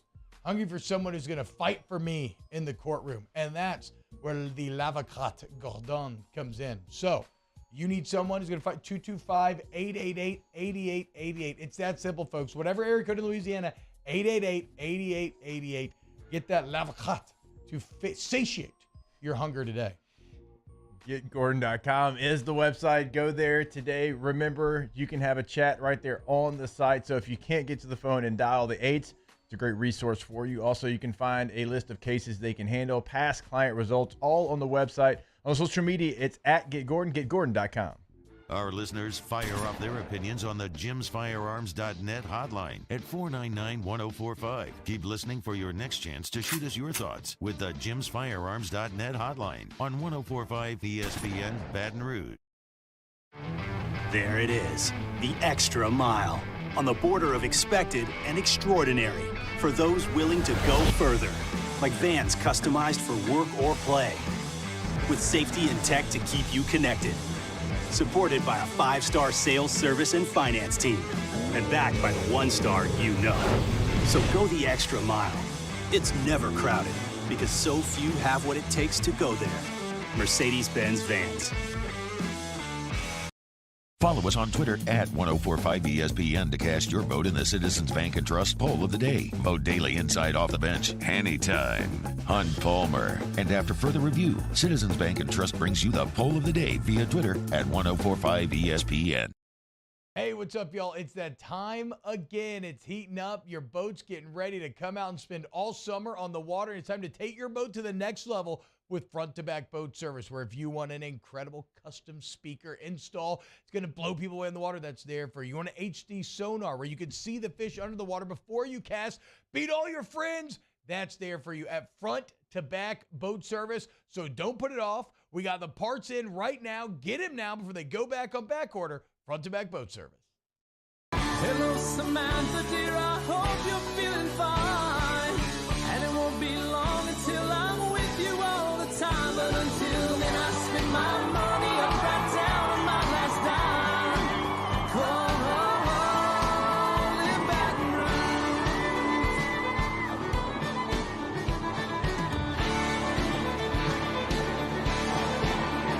I'm ready, what you put me on through. Gotta send my love down the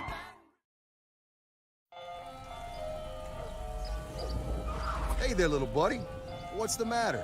What's the matter? My windows, siding, and my door. That's what's the matter. Relief Windows can fix all of that. I got you. Pop, pop. What's up? Oh my gosh, look! Curb appeal. That's a good-looking neighborhood. ReliefWindows.com. Gulf Coast Office Products is a nationally recognized Savin office equipment dealer based right here in Louisiana. Over 100 employees strong, Gulf Coast has the boots on the ground to support all vertical markets from education, engineering, legal, and finance. With the latest in office technology from desktop to production segment units, Gulf Coast and Savin have the perfect fit for you. Call 225-756-2644. That's 756-2644 for Gulf Coast Office Products. Electricity is all around us, and our families depend on it. Every day is sparked by the power of a cold drink. Join us for the Wednesday edition of Game Time. We're live at Roca Pizzeria on Government Street in Mid-City. It's game time, 6 to 8 p.m. right here, 104.5 ESPN Baton Rouge.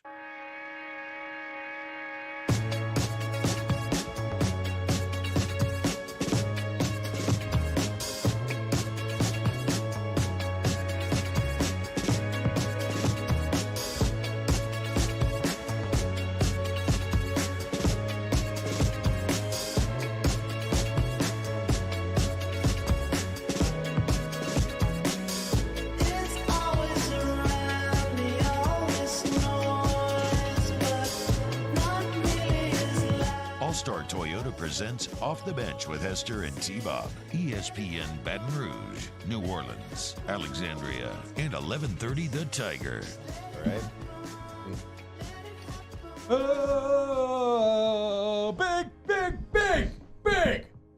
Big news, boys. Huge. Breaking news. This just across the wire. EA Sports letting FBS players opt into 2024 video game. That's right.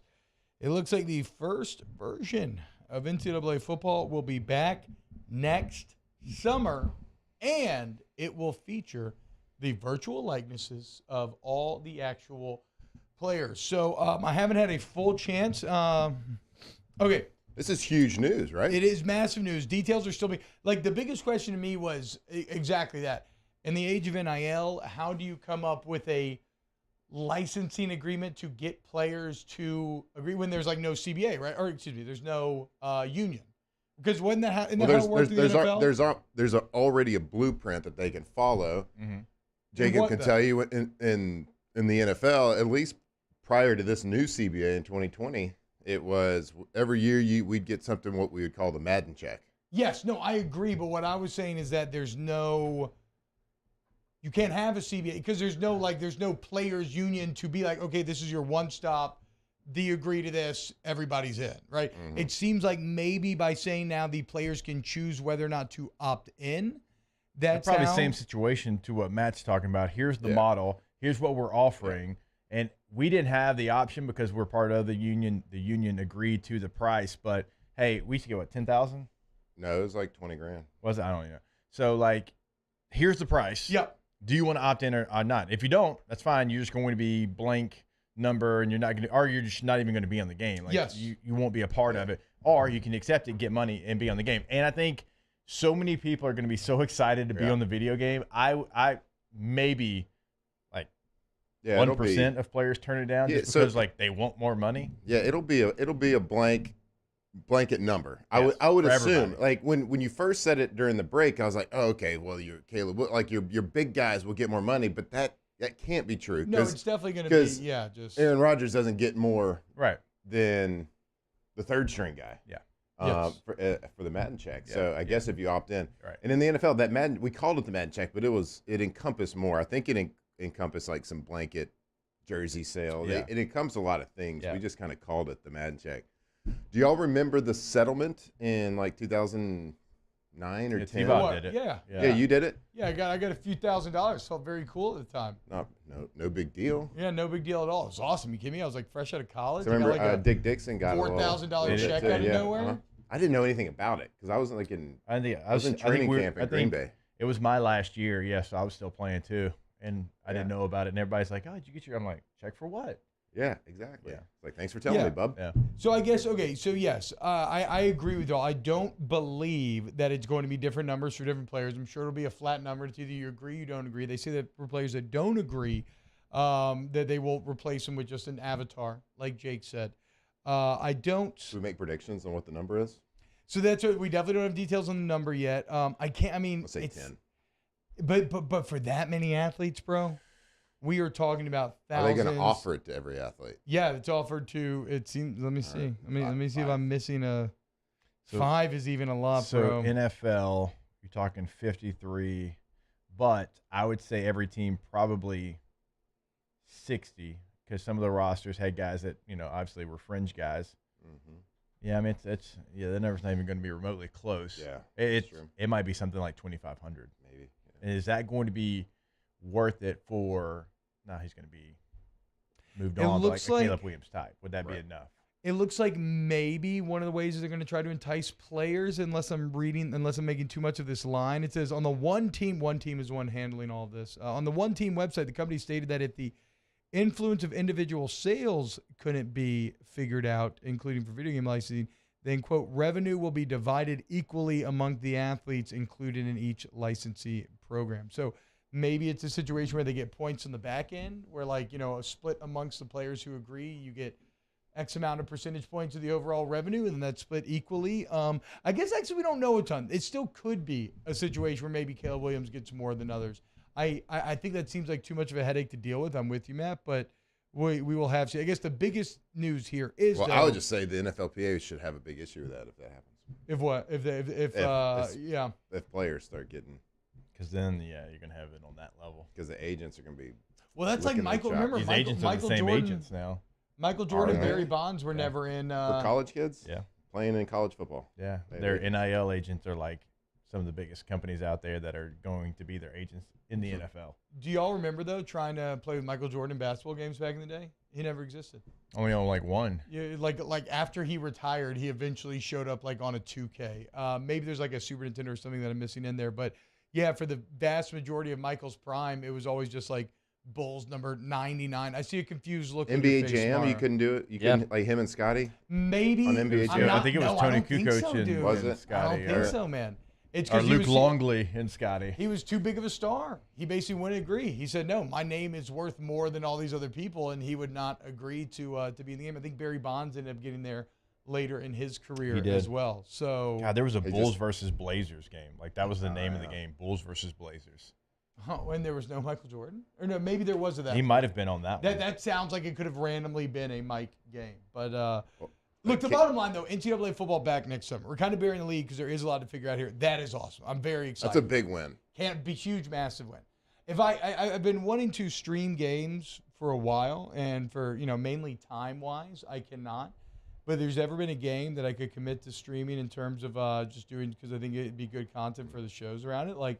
Probably NCAA would be the play. Dude, some of my best memories from high school was getting my football team together, and going to somebody's house on a Saturday and Sunday and doing an NCAA football tournament. Oh hell yeah! Making a bracket. Oh yeah! And just having a good time playing, swimming in a pool. That was my best memories. Was centered around NCAA football and all of us dreaming about playing.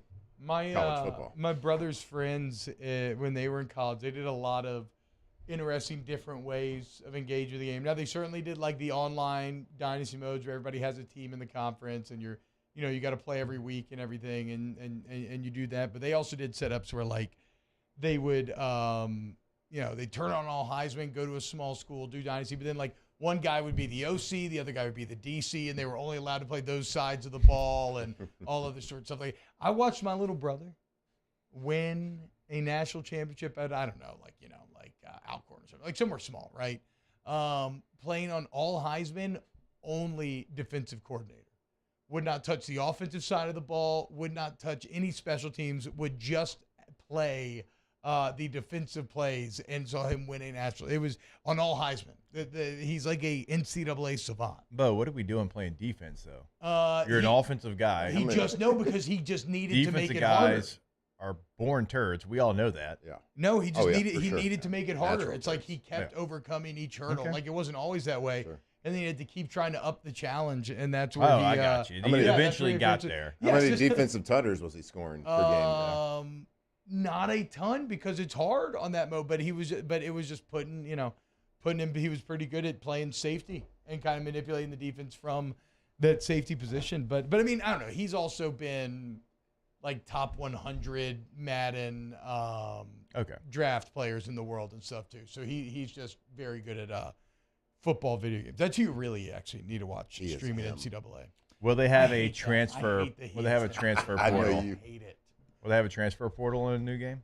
They have to have a transfer program. Okay, think about when you ask people what did they love about NCAA. What do y'all think the main thing is? What would y'all say? I love The recruiting. Yeah. Okay, right. It's a dynasty mode, Yeah. and so you cannot create a dynasty mode that doesn't have NIL mini games, transfer mini games. Like you got to have because like when you do recruiting, right? Didn't you have like because I never really got into it, but you had like X amount of time to It was so good. Yeah, you had to spend to recruit a guy, Yeah. right? Okay, so now just take that, apply it to recruiting your own roster, apply it to recruiting other rosters, apply a limited amount of resources for NIL. Maybe there's another resource that you can use to generate more NIL money, being like, okay, I hit the fundraising trail and now I've got this much more money. Like, yes, the simulation piece of NCAA can go infinitely deeper than it ever could before. I bet it doesn't get that detailed, the fundraising piece, but it's probably going to be. know, You'll get a view at the portal, and you'll see your own players in the portal, and you got to choose to recruit them back or go recruit somebody else. Or maybe you have like a stipend for NIL, like player, you can spend this much to try to entice them to come back or something. But I don't. Can you take a recruit out to like Reggie's or Bogey's or anywhere? The thing is, I don't think that is My High gonna be a sponsor? Like, you need an NIL My High deal. Yeah. I think you're gonna have stuff like hit the fundraising trail to raise more money. I mean, Or maybe it's like the better you do during the season, the more money you get for fundraising. Yeah, absolutely. Maybe it's something as simple as that. That's maybe a bit more elegant solution to it. But I mean, the thing is, they've been working on this game for years now, right? And this is the relaunch. Like, you can't miss this. Now, once it goes back to yearly, you're going to have your down years, but they have to hit this coming out of the gate. So all the music has to be great. The stadiums have to be right. The actual like presentation has to be excellent. But if there's ever a video game that you can launch that is a can't miss, it would be this one. Like, you could launch the last version in 05 or 06 or whenever it was. You could launch the exact same thing, but just put a transfer portal in it. I actually agree just with better you. graphics. Yeah. And it would be a hit. Yeah. Right? I agree. Because people just want to play with LSU or Texas. Michigan, yeah. They just want to play with those uniforms. You're right in that this game has a very high floor, right? Like, it's never going to bomb. Even if you made a crappy game, it's not going to bomb. But I do see the potential for a massively high ceiling because there's also not a great football game out there right now. I mean, people are not in love with Madden. Madden's not bad, but it's all you kind of have at this moment, right? I mean, what else? I don't Like, think when there is another NCAA football was game out. available, did anyone ever touch Madden? Hardly. I didn't. I didn't. I mean, Not in anyone this here? part I of know the people country. did. Yeah. Not too much here. Like, no, when we were in college, it was pretty much. We would never, in high school, we would never play Madden. We'd just play NCAA. Yeah. Even before the When I was- NCAA came out, we'd play Game Breaker. NCAA Game Breaker on regular PlayStation. When I was like, when you 99 were studios. on Madden, or when I didn't play Madden when I was on the game over college. No. Still played college. So you're right, very high floor, but I think they have a very high ceiling. So I think it is important that they really nail this, because if they nail this and they created the best football game in the market, combined with the hype that'll already just be in the air, like if this game comes out and it's reviewing at like 8s and 9s, I mean, then you're talking about like hundreds of millions, if not billions of dollars, because they're also going to have, I would imagine, something like Madden Ultimate Team, where you open the packs of cards and you pay for the packs of cards and you get your players. Imagine cracking like a 5-star Drake May. Feeling good. Look, I kind of stopped playing football video games when they became too realistic. Yeah. Like, when you kept finding, like, the defenses and offensive plays that like worked every time if you knew exactly where to line up your what gap to line your linebacker. Like, when you can't find like the gamey glitches to the game, and I don't know, when it stopped feeling like a video game and got too realistic, I was like, ass. Did you ever find, though, that all your I do this every day. football knowledge, I was about to say, did you ever find that your football knowledge actually helped? And that was the frustrating part is because my football knowledge, now. like when it was starting to get like ultra realistic when I was a rookie, when I was early on in NFL, like the football knowledge should have helped, but it didn't, and that's what frustrated me. So you're actually seeing the I think it disconnect does between, now, like, though. This is actually how this would work out, and y'all coded this wrong. Like, this player wouldn't do this in the scheme. I think it does. I think it does now, though, because like I'll walk in Jackson's room and he'll be playing, like, hey, give me a play, and I'll see the like coverage, man whatever, cover? and you do whatever, like quarters. Quarter. Well, I love quarters against it, but I hate it if I'm rooting for the team.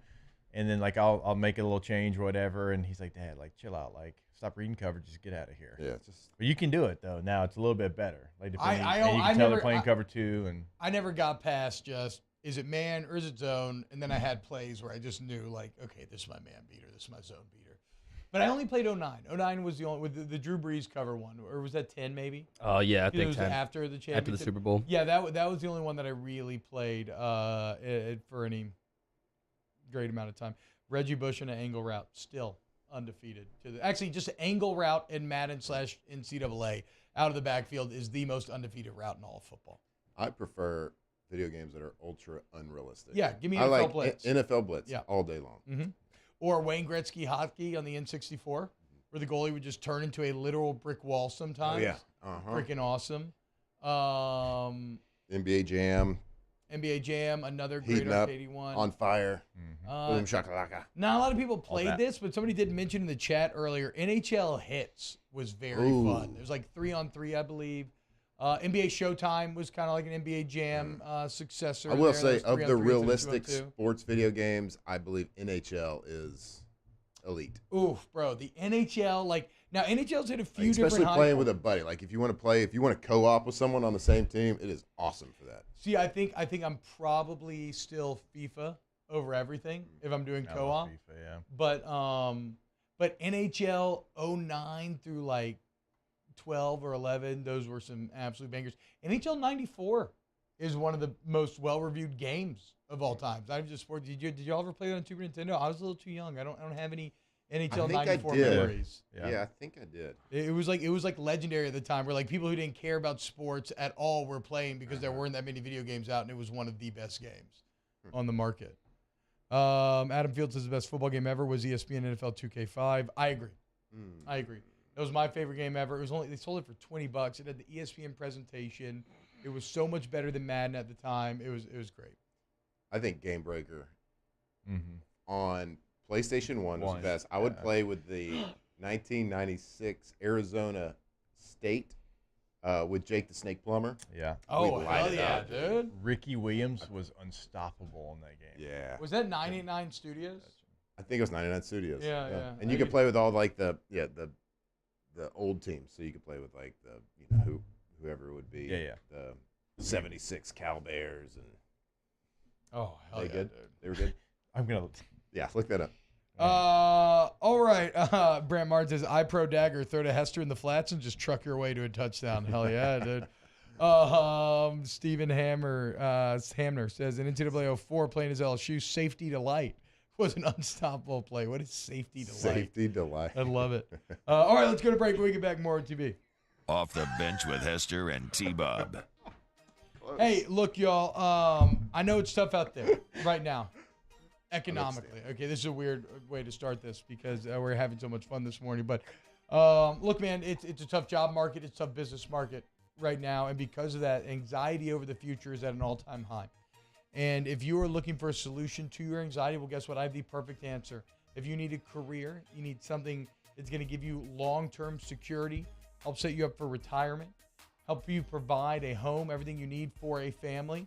Well, it's all there for you. And the answer is ITI Technical College. I don't care if you're working full-time, what the deal is. They have schedules that match and work around your time needs. And then in just 2 years, you get that AOS degree. And all of a sudden, you know a trade, you have a career, and you are getting that return on your investment. Your life is changed for the better. They're local. They're family-owned. They got a beautiful campus off of Airline Highway right here. Go to iticollege.edu, ITI Technical College, iticollege.edu.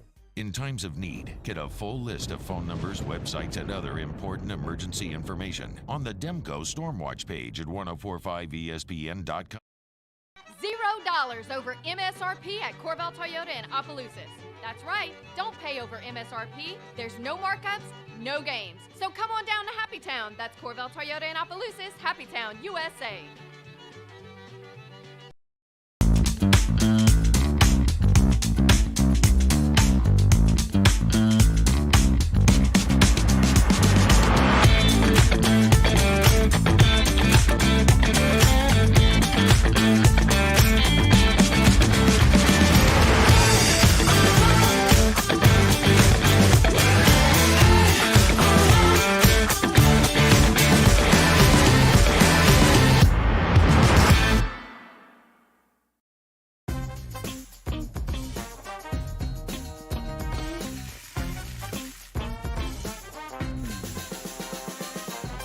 The best kept secret in town is out. Discover Tallulah at the Renaissance Hotel on Bluebonnet. Turn my music high, high, high, high. Yeah. You don't know what you're doing. Sure I do. I'm from the streets where the hood can swallow on me. Bullets will follow on me. There's so much that you can run the slalom. The cops comb this top to bottom. They say that we are prone to violence, but it's home sweet home. With personalities clashing, chrome meets chrome. Prices up and down like it's Wall Street.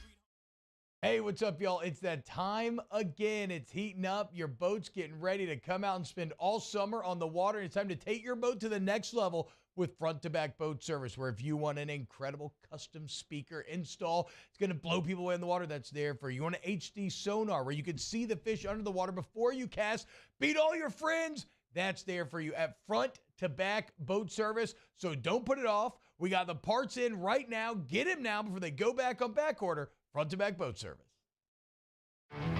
There it is, the extra mile, on the border of expected and extraordinary, for those willing to go further, like vans customized for work or play, with safety and tech to keep you connected, supported by a 5-star sales, service, and finance team, and backed by the 1-star you know. So go the extra mile. It's never crowded, because so few have what it takes to go there. Mercedes-Benz Vans. When is a taco more than just a taco? When it's Government Taco. Voted best tacos 3 years in a row by 225 Magazine, Government Taco puts the most delicious spin on tacos the capital area has ever seen. With creative combinations like the Magna Carrot, the Filibuster, or the Steak of the Union. Plus perfect tortilla chips paired with the best salsa and queso you've ever had. And happy hour every day from 3 to 6. Angrove join us for the Wednesday edition of Handy Time. Ross Dellinger from Sports Illustrated about the SEC meetings and more conference realignment. Scott Rabelais from The Advocate and First Class, Second Class, No Class. Handy Time, noon weekdays, 104.5 ESPN Baton Rouge.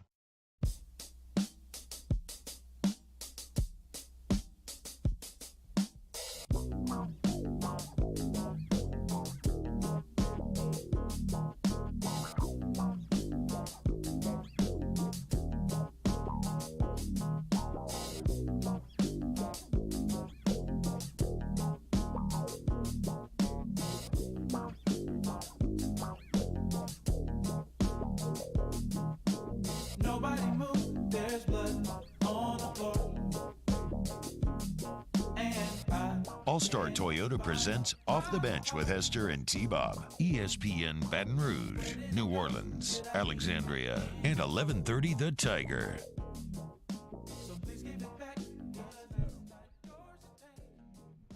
Yo, what's happening, y'all? Welcome back to OTB. Doing some flestering. Let's go. Let's go. Means you got Matt Flynn. Hey, check this shirt out. National champion Matt Flynn and Jake Hester as way. well. Look at that. OTB shirt. I mean, he finally picked up the shirt that Danny left for him about 3 months ago. We're going to be OTB decal. R.I.P. Danny. We're about to put that logo up in our new office. It's going to Yeah, look sweet. we are. They gave us an office and everything. New office? Yeah. Are you kidding me? Not to brag. Yeah, it took 6 years, but we got one. No. Hey, am I close to getting my key card? Next I step, actually like next step, having- parking spot. Third step, Matt's key card. Yes. I actually like having the office a little more than I thought I would. You know, I've gotten so used to just working in studio, but it's actually nice to have a little place to, go. I agree. I'm only in there like 15 minutes in the morning, but it's a nice 15 minutes to get my mind right before we come on air. Yeah, I just love. Do you have your own restaurant there? I mean, T-Bob kind of commandeers the one right across. Mine. Yeah, it's right across the hall from my office. It's mine. Got it. It's going to be an awkward day when somebody in a wheelchair knocks on that door. It is because T-Bob lives. I live in there. Yeah, 100%. I mean, why wouldn't I? There's more room, right? Sure. Where am I going to go in this tiny little bathroom when there's more room and there's nobody else up here? I mean, if there was somebody handicapped who needed the other restroom, there's not a bath in there. It's not. Not a powerful flush. It's not small. Yeah, it is. Is that small? Bro, yes, for me, absolutely. I think the toilet's pretty low. Yeah, too. it's a low toilet. You're in a Saigon squat. I mean, you got to get down there. Yes. Yeah. I haven't really thought about it. Saigon squat sounds vaguely problematic.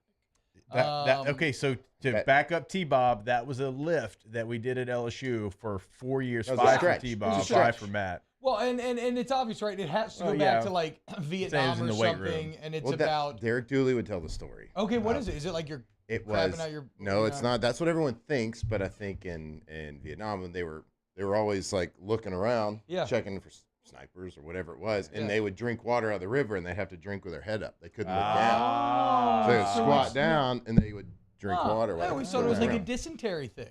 Like, you know, you're just having to squat in the grass. I mean, you could do that too, but I think interesting. Is that the second Derek Dooley reference in we've 2 had weeks? 2 weeks? In 2 weeks, yeah. Man, wow. It's making our goal. No, that's a second Derek Dooley Vietnam, not Vietnam. Yeah, that's what I'm reference. saying. Vietnam. Not Vietnam. I said Vietnam. I watched Forrest Gump. Relax. Well, damn, we're talking about Vietnam 2 weeks in a row. Yes, it was. Where is Derek? Derek Dooley's back at Alabama, I believe. Is he? Yeah, I think I said He's hello. always got that. You could tell me. Always got that safety net. Yeah. Insert random coach is back at Alabama, and I'd be like, for sure. That makes sense. I could see that. Is he? Does he have a title? That's the question. I'm googling. I'm trying to Google it right now. I think he's like an analyst. Oh, another analyst there. Maybe is Zach. I got it right here if y'all need it. Oh yeah, what's Zach? He's a senior offensive analyst at Alabama. There you go. Senior. He's got a couple of gray hairs now, so. I mean, you probably make 6 figures, right? I would imagine, definitely. What's Mettenberger's title? Chilling. Probably like junior offensive analyst. Senior quarterback offensive analyst. Yeah, I don't know. Isn't Butch Jones there too? Or did he get a No, head he went to coach Arkansas job? State. Yeah. Okay. Butch Jones, you mean the biggest hoe of all time in college football? That's how you feel? Yeah, that's how I feel. Jeez. This man was smoking a cigar in the Alabama locker room after they beat Tennessee, the very Tennessee team that he crafted with his own hands. Butch Jones is Kevin Durant going to the Warriors on steroids. Right? Butch Jones is pathetic. Champions of life. Bad guy. That'd be a good feeling. What? Beating everybody who you like convinced to come play for you and promised him the world. Well, did they fire him or did he quit? They fired him. Okay. Did he deserve to be fired? Maybe, yeah. Yeah, absolutely. I don't remember. And then you're dancing on the corpse of your former allies through but through not of your own making. You didn't do anything, Butch Jones. Alabama was winning that game whether or not you even were alive. Jacob, how bad do you want to beat the Chargers when you played for? Pretty bad. Yeah, real bad. Pretty bad. Oh yeah. Yeah. Mm-hmm. You weren't the boss. We're responsible for getting all these kids. You know, look, time heals all wounds, and now I'm a Chargers fan again. But at that time, crush him. Want to crush him. I remember playing the Raiders in 2014 in preseason, and I was like, I want to kill them. Did you ever have that feeling towards Green Bay though? No. God, I guess the difference I was here. playing for Seattle when we played Green Bay on Monday night for the Hail Mary. Oh yeah. I think I was cheering for Green Bay probably. Look, y'all felt Matt's over there giving signals. hey. But y'all felt slighted, and I'm sure Butch Jones felt slighted as well. But he had no right to. He sucked. Like he deserved to be fired objectively. All I'm saying is, I get it. You got to go work for Alabama. That is what it is. You go crawling back to Saban. You kiss his ring and everything, and he pats you on the head and says, "Okay, put on the gimp suit and get to work." Like I understand all of that, but you didn't have to smoke the cigars. I'm just gonna say it's this. Pathetic step too far. I just want to. I think I speak for everybody when I say I think you use the word objectively a little too loosely. What are you talking about? No way. So you think, say it a lot, and it's never true. So you think that fiery Butch Jones was a subjective decision? Firing somebody's subjective. I don't even know what the reason was. It something outside of being bad at football? No, it was just being bad at Then football. yes, They suck. it's subjective always. Okay. I get what you're saying. Jimbo's still at A&M? Technically, yes. If we're going by the strictest, you're right, accurate definition, then yes. Any of these decisions are subjective. But you would be. I just had to get off my chest. You would be about the objective thing. Awful leader. I felt like of your that was college football burrowed. program. It's been like that. Yeah. Because I listen to the show just religiously. Yeah, thank you. And every time you say it, I just laugh, and I'm like, no, that's not objective. I don't know. He kind of does. It's not even. Anytime we're talking about something that he feels like we're being slappies, he lets us know. I'll let you know. All right, so you heard it here first. Butch Jones did not deserve to be fired at Tennessee. They should have kept him at Tennessee, right, Matt? I just said it wasn't objective. Okay, exactly. Okay, well, now we're just having a Now, semantic if he argument. would have done something outside the lines of football, that was a kind of a tish-tish situation, then yes, that's objective. I mean, win-loss record is as objective as it gets, right? That's the most objective thing. Yes, but to Matt's point, if we're talking about strict definitions, at the end of the day, any firing is going to be subjective unless it's like you breached your contract, and so it's like here by the letter of the law, you have to be fiir. Sure. So I get what Matt. There's is lots of coaches saying, with bad win-loss records that still have jobs. But it is at the end of the day, I believe, a bad. If the AD feels like the program's still headed in the right direction, then exactly. Yeah, exactly. He's making. Oof, that's a bounce back from you talking about unlocking the 1976 Cal Bears on your video game. And we saying looked Vietnam. it up. They were 5-6 that year, so I don't think they were unlockable. I think I got the year wrong. That's my bad. I was thinking was that not the year with the band was on the field? That'd have been a little bit later. About Stanford and Cal band on the field. Mhm. It was John Elway. That was what 80s, right? Yeah. What Early years? No, that would have been about early 80s, about 82. Yeah, 82. Objectively, 82. Coming up, close out hour number 2 of OTB. Keep it locked. Off the bench with Hester and T-Bob. All-Star Toyota of Baton Rouge. How about this? Objectively, my high sucks. How about that? All-Star Toyota of Baton Rouge, All-Star Toyota of BatonRouge.com. How's that for objective? Subjective, actually. All-Star Toyota. It's actually literal. It's an opinion. So, yes. What is not an opinion, what is objective fact, again, is that All-Star Toyota is the best place to get a vehicle. Got it. Yeah. You understand? Yeah, you nailed it. Okay. Objectively, whether you're looking to buy new Toyota certified used vehicle or maybe you want to lease, maybe you need a rent for like a family vacation or something. You got a car in the shop. All-Star Toyota is there for you. Go to allstartoyotabatonrouge.com. You can start your journey there. Go see them off of Airline Highway, All-Star Toyota, Baton Rouge. Yeah, once you go to the website, you'll see that they had the full fleet available in everything that we talk about: buying new, leasing a vehicle, and renting a vehicle. Per day rental prices. It is summertime. You're going on vacation. Go ahead and rent that Toyota today. All-Star Toyota of BatonRouge.com. Our listeners fire off their opinions on the jimsfirearms.net hotline at 499-1045. Keep listening for your next chance to shoot us your thoughts with the jimsfirearms.net hotline on 1045 ESPN Baton Rouge.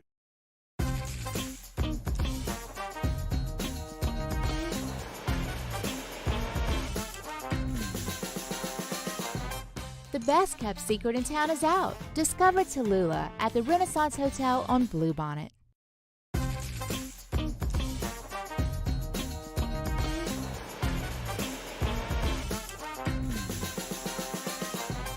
The best kept secret in town is out. Discover Tallulah at the Renaissance Hotel on Bluebonnet.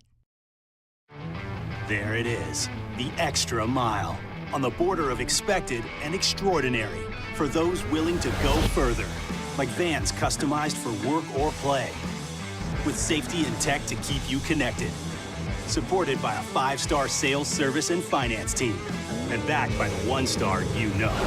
So go the extra mile. It's never crowded, because so few have what it takes to go there. Mercedes-Benz Vans. Follow us on Twitter at 1045ESPN to cast your vote in the Citizens Bank and Trust poll of the day. Vote daily inside Off the Bench, anytime. Hunt Palmer. And after further review, Citizens Bank and Trust brings you the poll of the day via Twitter at 1045ESPN.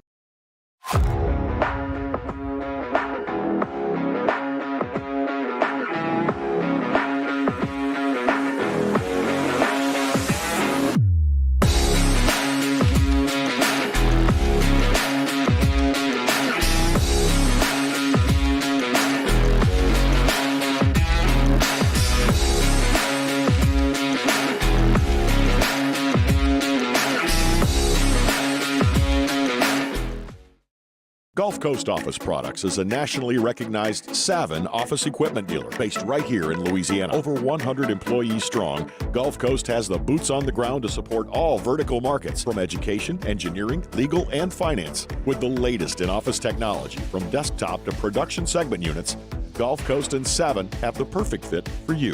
Call 225-756-2644. That's 756-2644 for Gulf Coast Office Products. Hey, what's up, y'all? It's that time again. It's heating up. Your boat's getting ready to come out and spend all summer on the water. It's time to take your boat to the next level with front-to-back boat service, where if you want an incredible custom speaker install, it's going to blow people away in the water, that's there for you. You want an HD sonar where you can see the fish under the water before you cast, beat all your friends, that's there for you at front-to-back boat service. So don't put it off. We got the parts in right now. Get them now before they go back on back order. Front-to-back boat service. Hey, it's Matt Musso. Join me Monday through Friday for your daily update on LSU baseball with Musso at the Box, presented by New Orleans Flooring. Wherever you get. Hey, it's Hunt. Join me for a Wednesday edition of the Hunt Palmer Show, reacting to LSU and McNeese State from the Box. It's a What If Wednesday, and we'll chat with Chris Demouy. Hunt Palmer Show 1 to 3 weekdays, 104.5 ESPN Baton Rouge.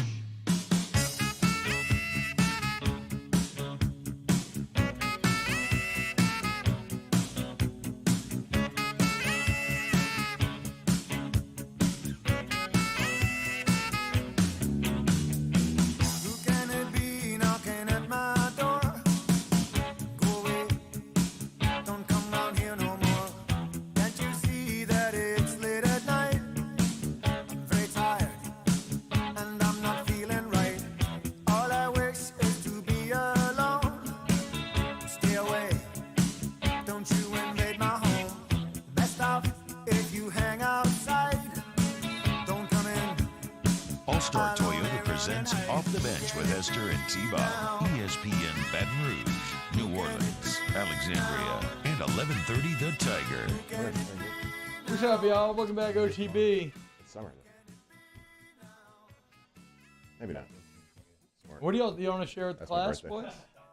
You want to share with the Well, class? we're talking about SEC spring meetings down in Destin, which exciting. I'll be at. It is. It's actually like some of the best access you'll get to the coaches of basketball and football. But Matt was asking me when they were, and I was like, Texas and Oklahoma actually are going to be there. Now, they have no voting power because they're not joining the conference yet, but they are going to be there this year to get kind of a lay of the land. Make some friends. And then Matt said, well, why is it spring meetings at summer? Then I was letting him know, actually, summer's not until either June 20th or 21st, because it's either my mom or dad's birthday, and I don't really remember every single year. Yeah, it's just their birthday, not mine. How do you determine? True, it is yours. You're 20th, right? 20th, yeah. Mm-hmm. Shout out. I mean, it is my mom and dad. Are we really out here getting upset? My about dad's people the not knowing 20th. your birthday? No, I did know it. Name is, which I know, I have which no is idea a which huge y'all's credit birthday. to you, because I guarantee you that Matt does not know a single person's birthday beyond his kids and Lacey, and I'm not even sure that he has all those nailed down. I got those nailed. Okay. Jacobs is in May. Yeah. Around May 5th. Hey, It look, is? I'll May take 8th. it. I'll take it, dude. If Your you're February getting, if team? you're even, yeah. I'll be painfully clear. I know no one's birthdays. I have no desire to know anyone's birthdays. So miss me with anything about being upset about me not knowing your birthday. Well, for me and Matt, like I've got seniority over Matt because I'm older than him, and so it's always kind of been a thing. It's a thing. Have we that's been talked about going this on. with T? Have we got his opinion on it? What? I think he's gonna. We I think always he's gonna side with argued. you. We always argued about who had seniority at LSU. So I was there a year before him because I was a redshirt freshman. He was a true freshman, but since he went to Shreveport Evangel, he was still a month older than me. So I argued I got seniority because a senior marks like is a term for how long you're in school, and he thought because he's older. But also, like if we're giving the throne to someone, the oldest gets it. I mean, it's a great question, to be honest. There's just no easy answer here. It's not like who gets age-ority. Have we been debating this for 19 years? Oh, a while. I think Since 2004. Since 04. Yep. Okay, so I think 19 years. in the Good call. context of making football decisions, Matt clearly has seniority, but unfortunately, once you're out of the locker room and into life, I think we have to revert back to biological age, thus granting Jake seniority now that we are in our adult lives. But during college. But during college, it was you. Yes, absolutely. Yeah, it's and win Jake for will you. probably die first now. Yeah, So you well, got that yeah, going for you. look, I mean, y'all saw those 20-30 ISOs. There's no doubt I'm dying a good- first. That's a really good Yeah, point. there's no doubt. Yeah, you're dead. Yeah. Had a run. Dark. We had a run. Dark. We had a good run. Hey. Pat McAfee's had a pretty good run. Oh, what are the details? Do you have them? Yeah, He announced it, right? his show, Yeah. so it's going to be on ESPN. Again, we don't have the money details. I'm going to be shocked to see how much money they had to pay to buy him out of that contract, as well as convincing him to go to ESPN. But the show will air after Get Up and First Take. So it's going to be, and it's going to be on ESPN. Oh, wow. ESPN Plus and ESPN's YouTube channel.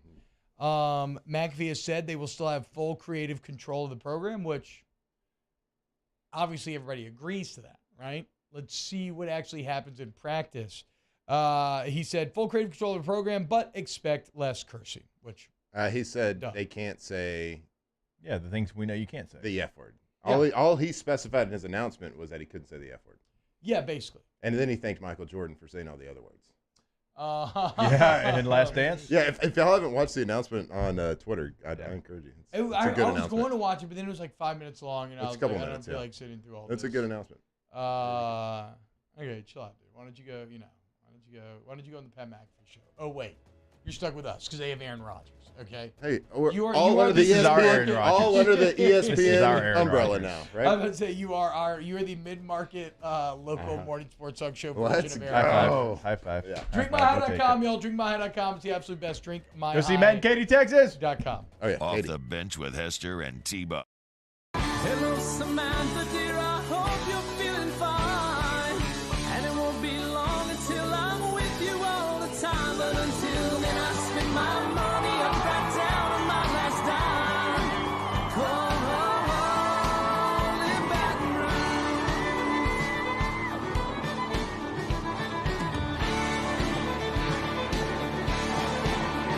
I'm ready, what you put me on through. Gotta send my love down the Gulf Coast Bank and Trust is giving our customers the power to bank anywhere, anytime during this challenging event. And we're right there with you. Our mobile banking app is a smart way to manage your money and time. Gulf Coast Bank and Trust, the bank that cares about you. There it is, the extra mile, on the border of expected and extraordinary, for those willing to go further, like vans customized for work or play, with safety and tech to keep you connected, supported by a 5-star sales, service, and finance team, and backed by the 1-star you know. So go the extra mile. It's never crowded, because so few have what it takes to go there. Mercedes-Benz Vans. When is a taco more than just a taco? When it's Government Taco. Voted best tacos 3 years in a row by 225 Magazine, Government Taco puts the most delicious spin on tacos the capital area has ever seen. With creative combinations like the Magna Carrot, the Filibuster, or the Steak of the Union. Plus perfect tortilla chips paired with the best salsa and queso you've ever had. And happy hour every day from 3 to 6 p.m. and all day on Thursday. Government Taco, 5621 Government Street. I've been doing business with Luba for 25 years. They're dependable, trustworthy. It's just the attention to detail with our clients. Our folks have years and years of experience. They're highly trained professionals. But many companies have that asset. What I'd like to think makes Luba a bit different is that we use those talents in a way that truly is dedicated to serving the needs of the folks who depend on us.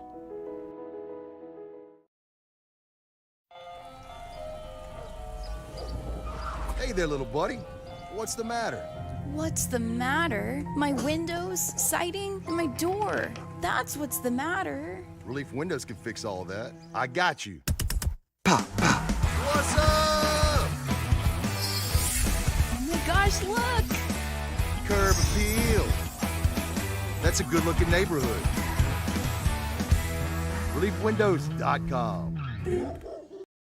Bayou Chrysler Dodge Jeep Ram has $20,000 off new 22 Ram 1500 SCA trucks and incredible deals on all remaining 2022 inventory, all with Bayou's 1 million mile warranty. The crew at Bayou Automotive is going to do right by you.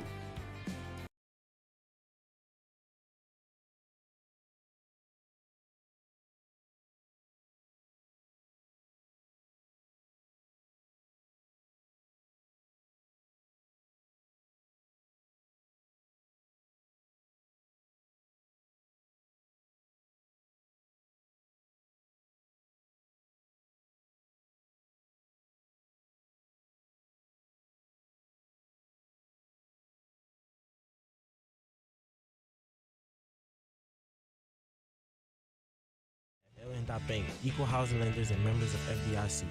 If you've been injured, it doesn't matter if you were hit by a big truck, a smart car, or anything in between. I'm Spencer Callahan. I'd like to help. Spencer Callahan is the one to see. Call 387-2323. LA 21-12671. Offices in Baton Rouge. WNXX, Jackson, KNXX, Donaldsonville, and WDGL HD2 Baton Rouge. This hour brought to you by Spencer Callahan Injury Lawyers, LA 21-12681. Offices in Baton Rouge.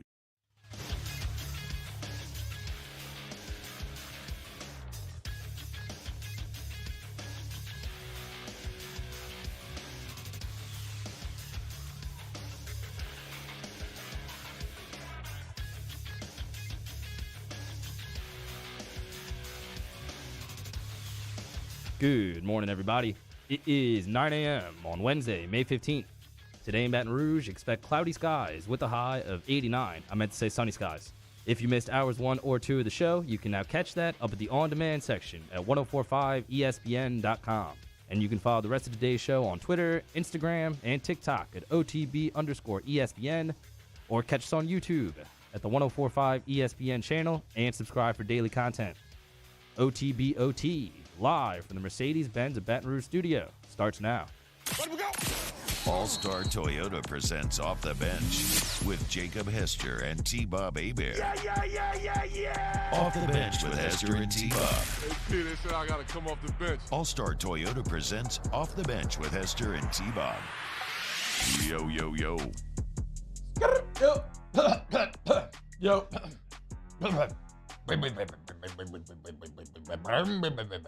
Welcome back. OTB, hour number 3.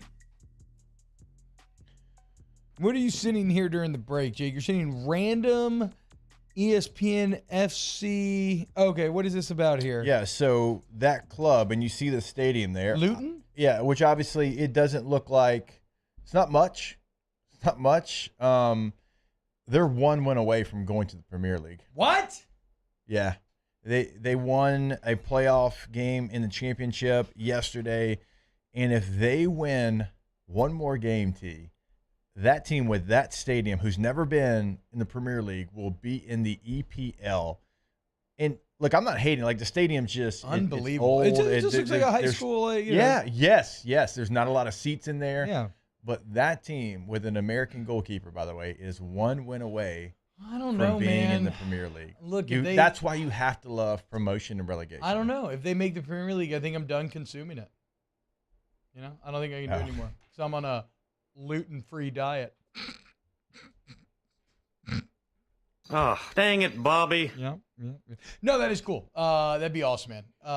Luton, like a small place like that, small town, making the Premier. Look, this is the problem. It's 138 years they've been a club. Yeah. They founded 1885, and this will be the first time that they played in the Premier League because it's possible because of promotion and relegation. I wonder who owns them. Is it like Charlie Sheen or something? Some other Hollywood person? I was like, where are you going with Charlie Sheen here? I would love for Charlie Sheen to be my random 130-year-old soccer club owner. He'd just be in the pub, racking lines, drinking pints, having a great time. No, look, objectively, everybody can agree promotion and relegation is the coolest thing that's ever been done in sports. The problem is nobody will ever agree to it ever again. Because why would anybody who is already in the club ever agree to lose access to the club? Like, the only way you could ever do it is if you could somehow make it, if you could come up with enough financial incentives, Jake, where maybe the most powerful members at the top could kind of lean on the lower levels, say, hey, we're doing this anyway because of what it's best. But, like, no, there is not a sport better suited for promotion and relegation than college football. And we all know this. It would be literal perfection. It would add so much excitement to, like, okay, imagine if last year's, like, Florida-Vandy game had relegation implications, right? Yeah. Like it would add so much to the sport. But again, why would Vanderbilt or any of these other schools ever agree to put themselves at risk of not being in the SEC anymore? Because they're not going to get back in, or it's going to be a very tough road to get back in. And what, they're just going to eschew like $80 million of revenue a year? So it's, you know, It's awesome. I wish we had it. We'll never have it. Yeah. Let's just be happy that you even have it in the Premier League, because if you were to form that league nowadays, I don't think you would have it then either. Or I don't think you'd have it now. Real quick, because I understand where we're at in this category, but Luton is somebody that they were playing non-league football, okay? And then they go from the 6th division to the 5th division in 2013-14, okay? And then they go from the 5th division to League 2 and then League 1 in successive seasons, so 17-18, 18-19. Then they get to the championship, and now one went away from the Premier League. So they were in the 6th division just 10 years ago. That's crazy. And that's what it gives you. I wonder, gives you the opportunity. So like they were basically where Wrexham was and just got promoted 8 years ago. So I'd love to do a deep dive here and see how they've made this consistent legally rise. Like, who's the owner, who's the coach, what's made it possible, and do you have any idea, Jake, of what the monetary difference is in terms of what you can expect if you end up making the Premier League? Oh, I can find that. Like, how much is on the line for them in this one game? Seymour W. Banks says, do it for every sport in college athletics. Yeah, I mean, it would be, especially football, I feel, though, because you play less games, and so you already build up to these kind of big 200 inflection point type of moments. $200 million. Promotion to the Premier League is estimated to be worth over $200 million for each club. So as soon as you get promoted, $200 million. Lot of pressure on that 90 minutes, Bo. That's what I'm talking about, though, right? Like, in the same way that soccer has less games, so you build up to these like massive inflection points. It's kind of the same deal with football, even more so. So, God, yeah, like, again, I just got goosebumps thinking about it.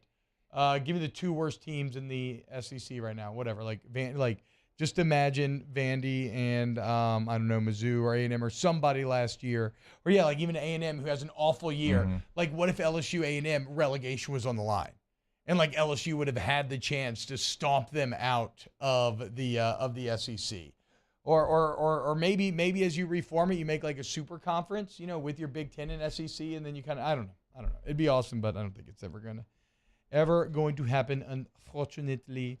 What did happen were the NBA playoffs last night as West Conference Finals got underway in Denver, and Nikola Jokic said, "Watch me work." As the 2-time MVP showed why he's the 2-time MVP. 34 points, 21 boards, 14 assists, 2 blocks. You got to love watching him dominate Anthony Davis. Big statement. And look, it looked easy, and then it looked sketchy as hell. And I'm sure, Mar, what was your level of anger and panic as you were watching the Lakers slowly climb back from 20-point deficit in the third to then making it with 3 within the fourth? Yeah, pretty concerning, especially considering the fact that I had Nuggets money line. But I was just talking about it with Taylor. That's a fun matchup, man. Like, yeah, in the first half, Jokic was eating AD's lunch, but in the second half, AD came back, still finished with 40 points. And there are times where he's too athletic, too quick for Jokic, but there are times where Jokic is too crafty and like too doughy for AD. And they just go back and forth, and it's a lot of fun. That was honestly the best basketball game I've watched in a really long time, like on any stage. Yeah, exciting series though, right? Yeah. Because me and Mario were talking during the break also, like watching LeBron at this stage in his career was kind of like watching Tampa Bay Tom Brady. Like, he's lost the step, he's older, but his IQ is so off the charts that he could still make things happen and make plays. I mean, there were times last night where he still looked like he was one of the best players on the court. Yeah, I was going to say, isn't he better than Tampa Bay Tom Brady? But then Tampa Tom, during the Super Bowl year, did lead the league in like yards and touchdowns. And so it's funny, the very next season, after he won the Super Bowl, he still led the league in touchdowns. Yeah. That's what it was. In the next year, it was the very next. It was yards and touchdowns. So no, I agree. LeBron's also. I love Kentavious Caldwell-Pope's quote about the difference between Jokic and LeBron. He said, "quote I feel like the only difference is Bron can jump higher than Jokic. That's about the only difference I can see. I just love playing with Jokic. Willing passer, dominant big man down there. Just seeing him do what he does, get everybody else going. Yeah, and that's one thing that both Jokic and LeBron are. Who else would be in the club of best guys in the league in terms of getting everyone going? Because it is the facilitation factor in these two that is kind of a separating point compared to other just pure scorers. I think Harden didn't have a very good playoffs, Yeah, but it's true. He led the league in assists during the season, and kind of a similar effect, right? Like, not going to kill you by scoring 40 points and taking the game over with his scoring, but as he's gotten more NBA experience, he's become an even better facilitator, and he was already a good facilitator. Oh, you gotta love this from the First Take Boys. Should Lakers feel good about loss? Jesus, man. Can't even have like. What are we talking? Why? Because they had a They comeback? kept it close. Yeah, To get a like comeback, you have to be down by 20 in the first place, and it's an NBA game. An NBA Western Conference game should end close. Like, no matter what. Like, I don't care about the trends within the game. It should always end close. And no, it's never a good thing if you don't come out on top. All that means is you had never, like, if I'm a Laker fan, you feel disappointed because you had the opportunity to stop. You had the opportunity to break their spirit, and you missed it. If you're a Nuggets fan, you just got to feel ecstatic because your boys came out. You said, "Oh, this is cute." You're going to continue to talk about the Lakers. We all know that you want Lakers Celtics, but guess what? Nikola Jokic in here and company are here to ruin your good time. I'm excited. I've been a little checked out of the NBA playoffs thus far. This is going to be the series that is going to cause me to at least have it on in the background at times, and then probably lock in for these fourth quarters. Yeah, this is a fun series, and there's a little bit of bad blood, I guess. I mean, this was the conference finals matchup in the bubble, the farthest the Nuggets ever got. They lost the bubble? I don't know. to the Lakers. Yeah. Also, I think Kentavious Caldwell-Pope's going to have a really good series. Remember, he was on that Lakers team that won the championship in the bubble. I think he's taking it a little bit personal. He was part of the Russell Westbrook trade that didn't really work out for the Lakers. They had to make another trade. And you could tell he wants to stick it to his old team. Had a good game last night, 21 points. Yeah, he's Butch Jones. He was a beast at Georgia, too. Kentavious Caldwell-Pope, I yeah, remember him in college. He was good in college. Basketball. All right, when we get back, I want to talk a little bit about the Spurs, boys, as the NBA lottery was last night, and unfortunately, the Pelicans' 0.5% chance to get the number 1 overall pick and win the Wembanyama sweepstakes did not hit. But we'll break down who did hit next here on Off the Bench. OTB, OT. In times of need, get a full list of phone numbers, websites, and other important emergency information on the Demco Stormwatch page at 1045ESPN.com.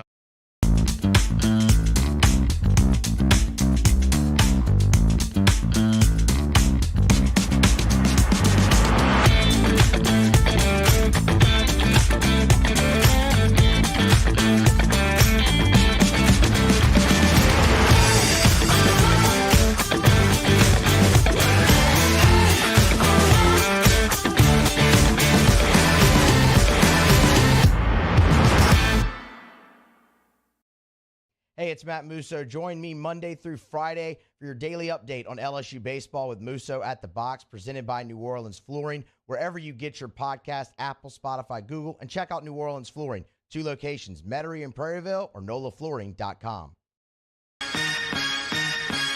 Turn my music high, high, high, high, yeah. You don't know what you're doing. Sure I do. I'm from the streets where the hood swallow on me. Bullets will follow on me. There's so much that you could run the slalom. And cops comb this top to bottom.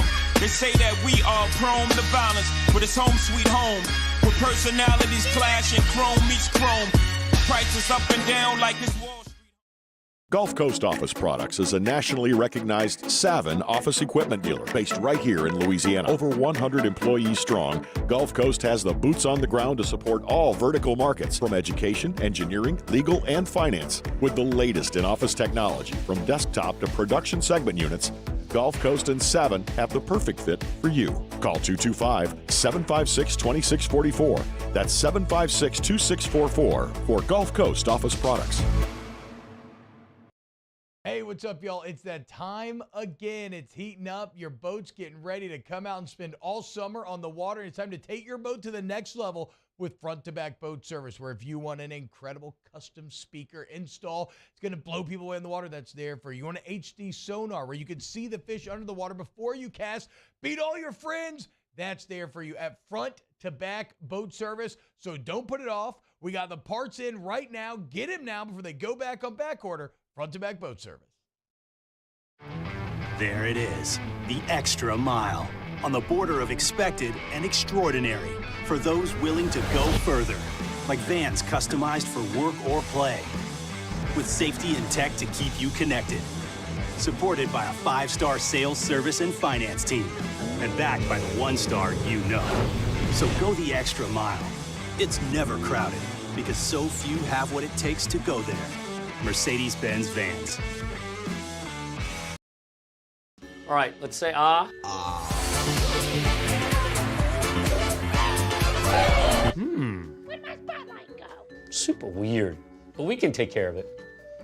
Get in and get better at Patient Plus.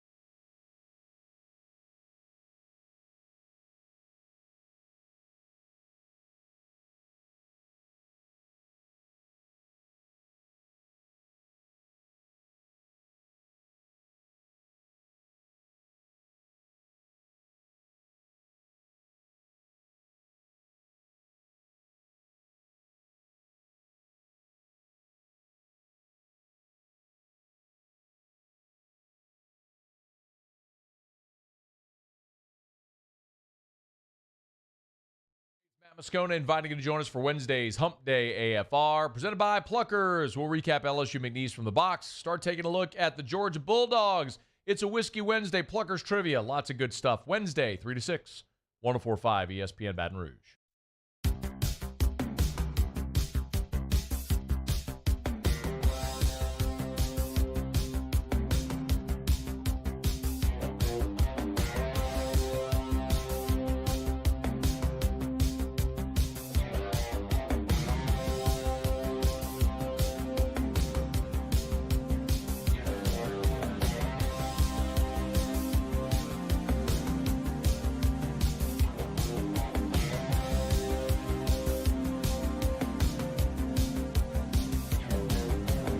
OTB OT with Hester and T-Bob on 104.5 ESPN Baton Rouge and 94.7 ESPN Alexandria. What up, y'all? Welcome back. OTB, T-Bob, Jake, Mario, and Taylor hanging out, talking about NBA. Last night, somebody told me to watch Chimp Empire on Netflix. Anybody watch this? Or you watch this? No? Should have just called it Chimpire. But, you know, who am I? But somebody who's awesome at naming things. Jake, so the NBA lottery happened last night. I didn't pay as much. You know what? This is actually my fault because we talked about it yesterday, and I meant to do a segment like we did before the Zion lottery where we used the secret, right? We spoke our reality, and, you know, we gave truth to word, we gave truth to power. So whatever. We spoke our reality into existence. We didn't do that. We didn't get the first overall pick. That's on me. I apologize. Who did get the first overall pick with about 3 teams having, what, like a 14% chance, which is not great, which is kind of insane that NBA teams tank, but it just shows you, like, how fruitful the, or just how, here's what it shows you. That the reward, Jake, for getting the first pick is so valuable that you are willing to go through all that bad and still only have a 14% chance of it working out like you want it to. Like, it's not good. That's barely over 1 in 10. And yet, I don't know if they're just touched by an angel or what, but the San Antonio, actually, to steal a line from Stugatz, just like that, Pop and the Spurs are back as the San Antonio Spurs get the #1 overall pick. And unlike the Pelicans, Jake, who also have had 2 #1 picks recently, with Anthony Davis later betraying the franchise. Zion Williamson can't play. The Spurs' 2 #1 overall picks were David Robinson in 1987 and Tim Duncan in 1997. 2 Hall of Famers that brought them multiple championships. And now, this is not last year's draft, right? Who was it? Pablo Ranchero or something? Like, who was Paolo, Jabari Smith. Yeah, like, I don't even know who got drafted last year. Now you have a guy who's been the consensus #1 in Wembyama's. You know, he is Zion plus in a lot of ways. Woj called him scouting report.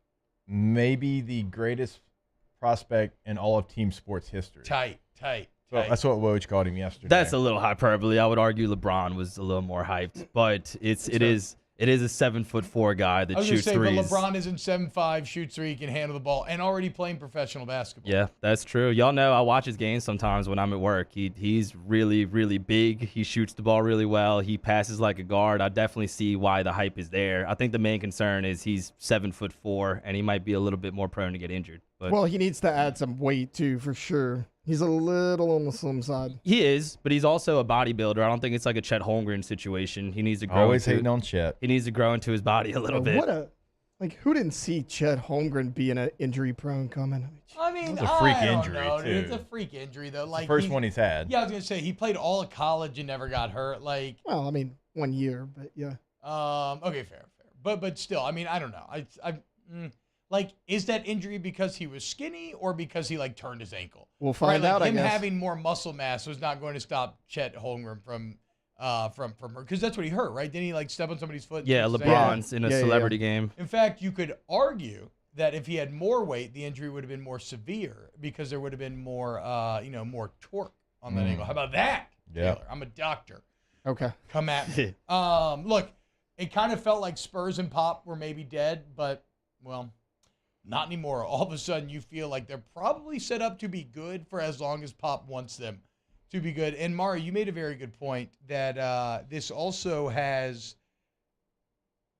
some, I guess, like almost home team implications as the Spurs are the team of France because of Tony Parker, right? Yeah, they root for, from what I heard, they root for the Spurs over there just like China roots for the Rockets because Yao Ming used to play there. Yeah. Like that is their team. They were really excited last night in Paris when he went to San Antonio. Yeah, Wembanyama actually had a quote saying like, all my friends and family, like they wanted me to go to the Spurs for like years now. Wow. Yeah. And then he shows up in San Antonio. He's like, oh, okay. Yeah, cool, man. Hey, look at that Tom Petrini status right there. That long link right under both went to be Hall of Famers.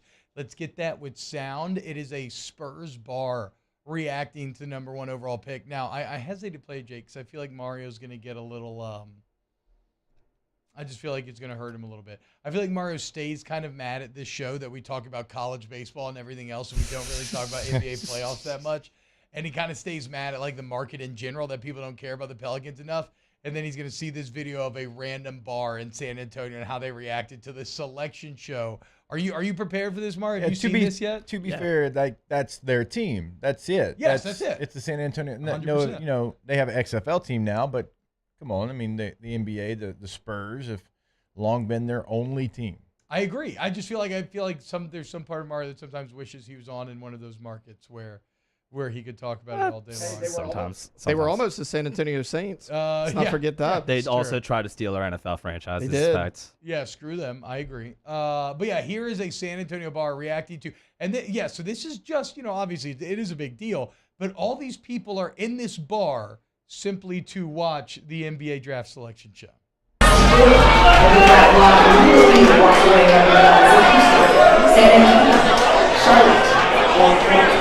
Joining us once again from next quarter of the top 4 picks in the NBA. Grass Block is Deputy Commissioner and Chief Operating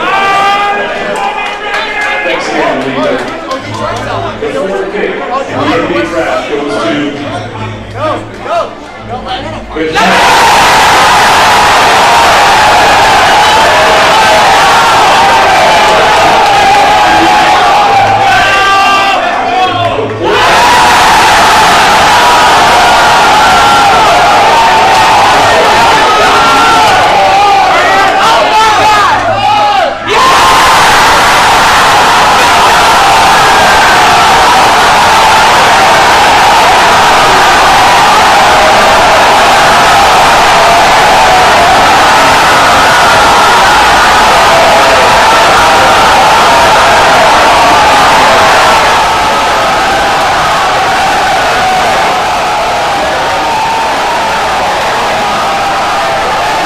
championships and making the playoffs 18 years in a row. And then how many years have they been bad now? I feel 3? no sympathy for the Spurs, but No, I don't yes. feel bad for them, but it's been like 3 or 4, I think it's right? like 4. Yeah, at least, yeah. So that's what I'm saying. So that's like you have a generation of people who grew up being champions.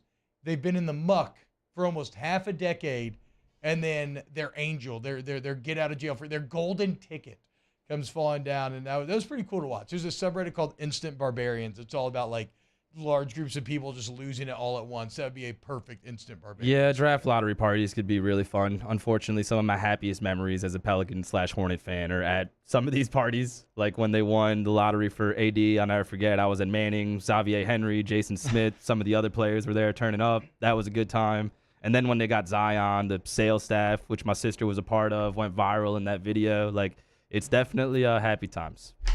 Mario, let's come full circle here. Because you linked a tweet that you had from a few days ago. Last night. And it says, me, after sending many Wembanyama memes in December, getting ready to watch the Pels in the lottery and the Lakers in the West Finals. And it's the guy doing clown makeup. How we feeling, man? We thought there was a time when we thought we'd be pick swapping with the Lakers and have like a 7% chance of Wembanyama, and now everything's gone the opposite. Yeah, man, it's very sobering. This is literally the worst outcome to the season that was possible for the Pelicans. You didn't make the playoffs. You're in the lottery, but you have the worst pick, and you had to watch a team that you had a pick swap with make the conference finals as a play-in team. Yeah. Like, my goodness, that was rough. That was sobering. We're hoping for better times. Get on the court, Zion. What if Wembanyama just comes in and dominates from day one, too? Just healthy, looking good. He's going to have some welcome to the NBA moments. Has to go against like people like Jonas Valanciunas. But, yeah, long-term, he's going to be really good. He's kind of already playing. I mean, I know he's – but that's kind of huge. Yeah, he played a professional season. Yeah. And then, obviously international basketball, he's played against some really good players. I mean, he'll still have that moment, but maybe he doesn't have as many and it doesn't last as long because he does – have some professional games under his belt. And really, when you look at this draft, there's like 4 of the top 5 prospects have a professional season at least under their belt. What if you look back when Luka was coming out, he had that professional experience too. He should have been the number 1 pick. That was stupid, but he came in on a tear as a rookie. Mm-hmm. I mean, he was kind of ready to go from day one. I mean, Wembanyama could do that as well. Yeah. Ball's in your court, Big Z. You going to do the things that you need to do to live up to your potential, or is this going to all end in utter disaster? We'll see. God, it just sucks, man. There's already too many good teams in the West without a resurgent Spurs. Like, there's just not enough room in the club, and I ain't trying to get thrown out.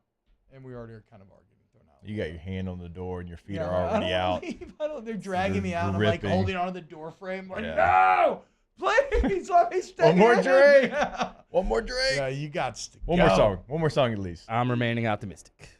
As I see your feet bouncing it's up and down off that floor nervously.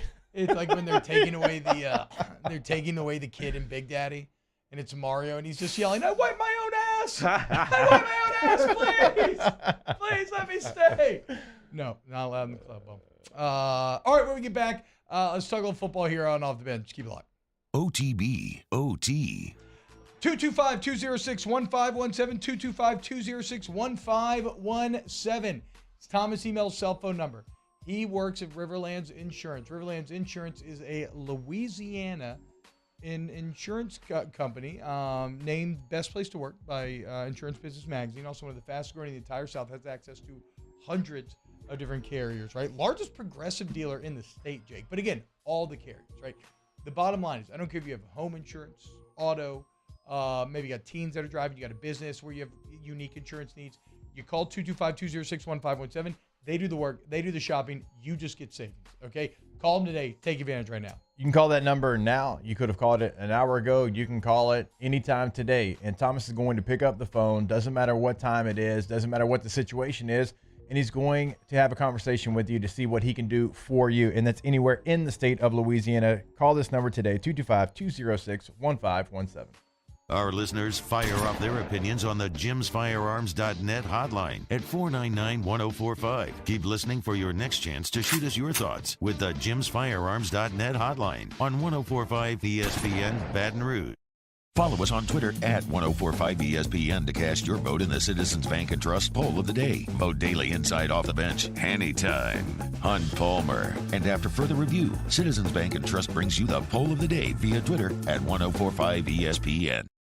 Hey, what's up, y'all? It's that time again. It's heating up. Your boat's getting ready to come out and spend all summer on the water. It's time to take your boat to the next level with front-to-back boat service, where if you want an incredible custom speaker install, it's going to blow people away in the water, that's there for you. You want an HD sonar where you can see the fish under the water before you cast, beat all your friends, that's there for you at front-to-back boat service. So don't put it off. We got the parts in right now. Get them now before they go back on back order. Front-to-back boat service.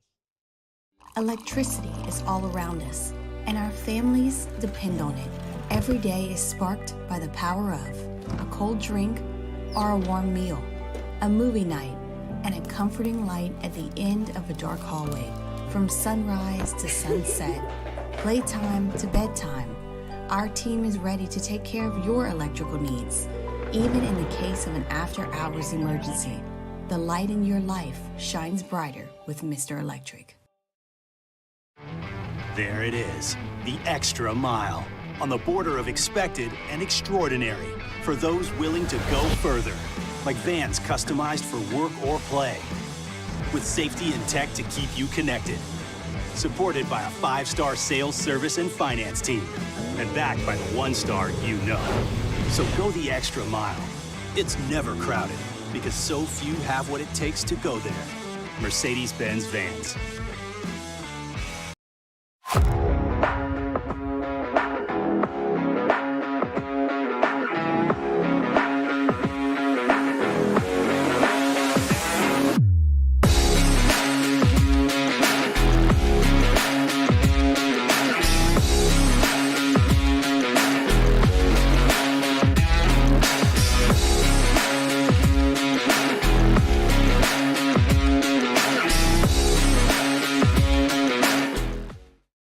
When is a taco more than just a taco? When it's Government Taco. Voted best tacos 3 years in a row by 225 Magazine, Government Taco puts the most delicious spin on tacos the capital area has ever seen. With creative combinations like the Magna Carrot, the Filibuster, or the Steak of the Union. Plus perfect tortilla chips paired with the best salsa and queso you've ever had. And happy hour every day from 3 to 6 p.m. and all day on Thursday. Government Taco, 5621 Government Street.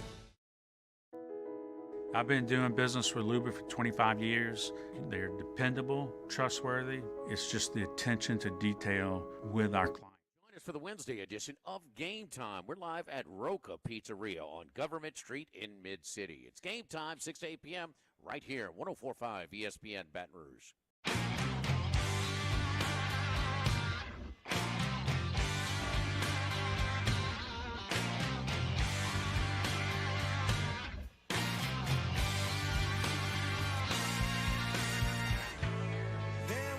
Time when I was so broken hearted, love wasn't much of a friend of mine. The tables have turned, yeah, one calls me and then where's that party? That kind of love was the killing kind. So listen, OTV OT with Hester and T-Bob on 104.5 ESPN Baton Rouge and 94.7 ESPN Alexandria. Turn it up.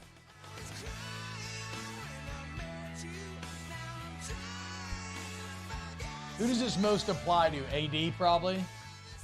Because he's gone on, right? I was crying when I met you. Now I'm trying to forget you. I'm honestly over it, man. Like, I was there when the whole thing happened. He was a big jerk, like demanding the trade in the middle of the season and just acting the way he did. But we were talking about it. Like, he was here 7 years. They built a terrible team around him. You can't hold hate in your heart, T-Bob. Former relationships, former players, you can't hold hate in your heart. You're right. So it'll cause your voice to crack if you hold too much, which is where maybe you got to put that about. No, I'm just kidding. Players, not players. No, look, I feel the hold hate in the heart thing. I am a firm believer in that, okay?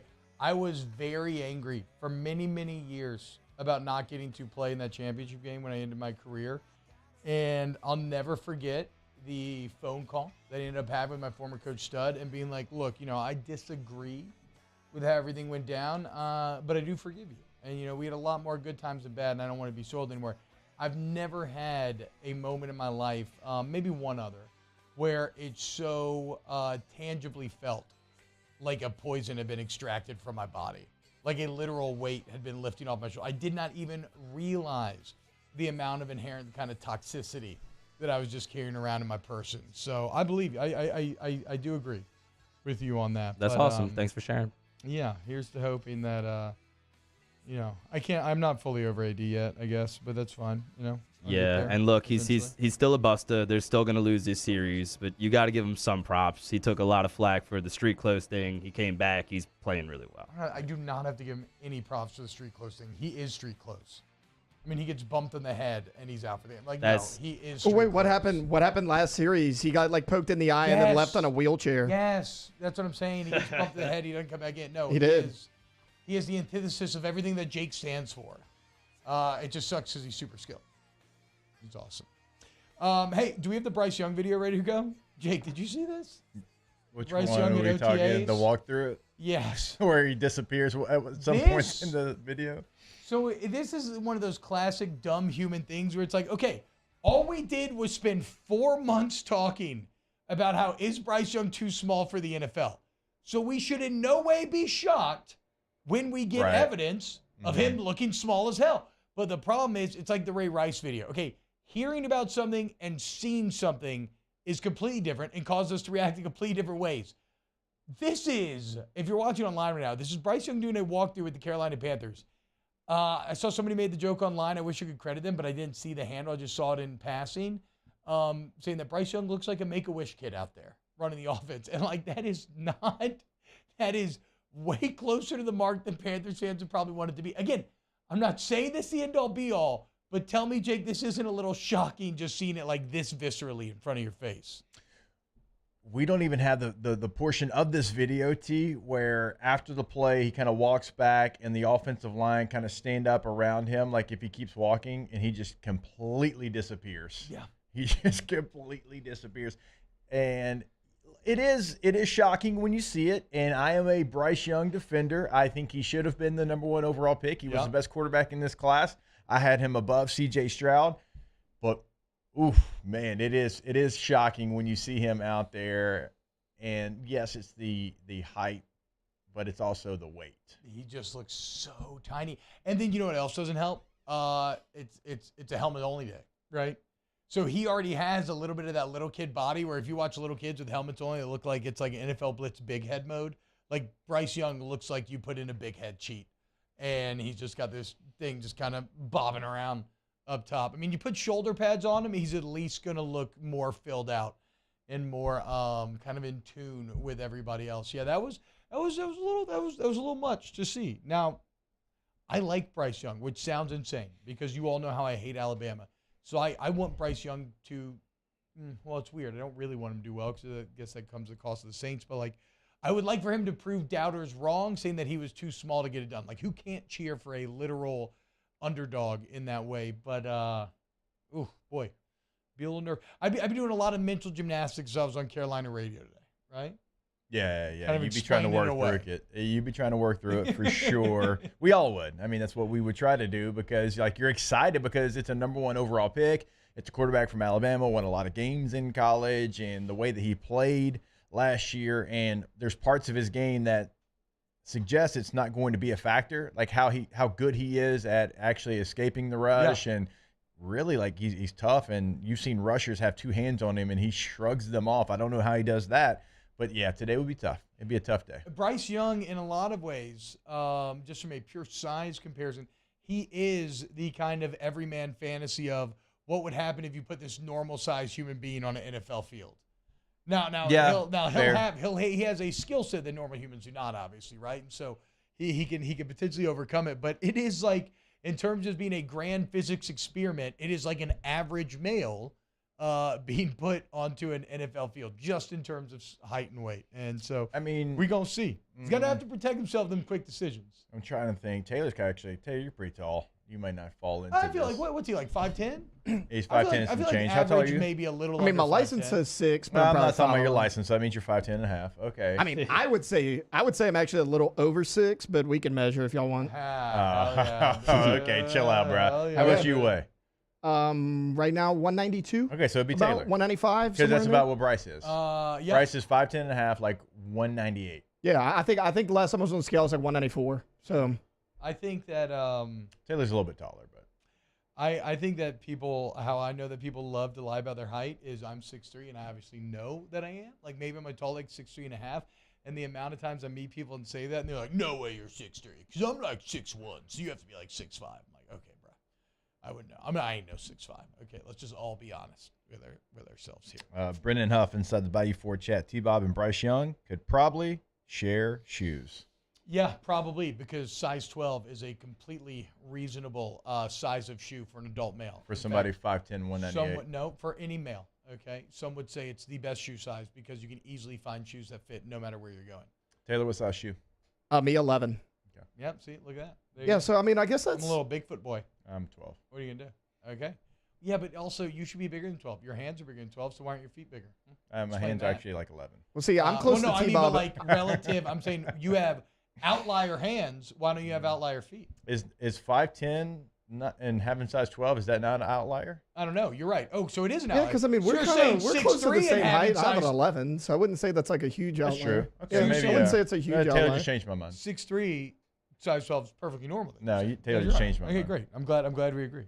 Greg Lamont says no way Bryce wears a 12. He's max 10.5. What if he's 10.5? 10.5 at 5'11", 190 NFL quarterback's very funny. Mario, you got some little baby feet over there too. What you working with? Yeah, I have small feet, maybe like size 10. Hell yeah, bro. Okay, that's not bad actually. Size 10, bro. The cannon's like 10.5. Yeah, you're good. You're good, Mario. I'm 5'7", 180, so a little more proportional. Yeah, you're good. The cannon does not have very big feet either, but well, it doesn't translate. Yeah. Did we ever confirm T-Bob shoe size? Yes. You can look at my shoes right now. Okay. You have one right now. Okay. I have on the Mandalorian Grogu's, and these are size 12. Oof, they don't smell great. Ew. You know. That's gross. You Why? better pour your coffee in there. No, what are your shoes not smelling great? Gross. Like what? Take off your shoes. You want to sniff? No, right but now? I don't. No, you just smell went, it. So your chin was in your shoe. Yeah, it's my scent. What do you want me to do? After not washing your feet and you telling me that, I do not want to see that again. You traumatized Hester. He did. Speaking of shoes, T-Bob, here's Bryce Young shoes that probably give him a good 2.5 inches. Yeah, smart. That's just good business. Oh, that is very smart. Those are Hokas. That's all those are, dude. No, they're no bulls. He wore those to the combine. I don't mean literally Did he Hokas. really? Oh, I don't know. No, because No Bull. No, seriously. No Bull was the company that sponsored all of the apparel for the combine. I mean, he could have. Yeah, that is a combine. No, that's a combine picture, 100%. Okay. He's like standing behind a podium. Look at those joggers. He's the guy on Instagram that it always comes across. Yep. You want to be 6'2" when you're really 5'10"? Oh, why does that always come across your algorithm? I don't know, because I'm perfectly fine being 5'10". So I have no issue. No, I see those two, though. I see those two. Yeah, I have no problem being 5'10". And it's always like they get some like young, attractive girl to be like, oh my God. Yeah. I'd like this guy so much better if he was like 2 inches taller. Those are those shoes. It's like, let's just perfectly craft this, which is all marketing, but let's just perfectly craft this commercial to play on this man's insecurity so that he feels compelled to buy these shoes. Yeah, there are a lot of pictures on Twitter of people getting like surgeries to become taller. Like Dr. Nick from Simpsons type procedures to get taller. So I did a deep dive on those one day. Male I can't remember why. Male BBL is what they call it. Like I feel like as long as you're, I don't know what the cutoff is, but like, do we really care that much? But the problem with the getting taller surgeries too is, I mean, not only are you like breaking bones and putting rods in to extend them. Yeah, like, that's real. But yes, but you're not doing it proportionally. So you're just making legs a little longer while arms and everything else stay the same. It's horrifying. So you just gotta look, man. You just gotta play the hand you're dealt, whatever that hand may be. That is very, very interesting hands, to me. That's somebody. I guess I don't know what the cutoff is, and I don't want to throw a height out there because I don't want to be disrespectful to anybody.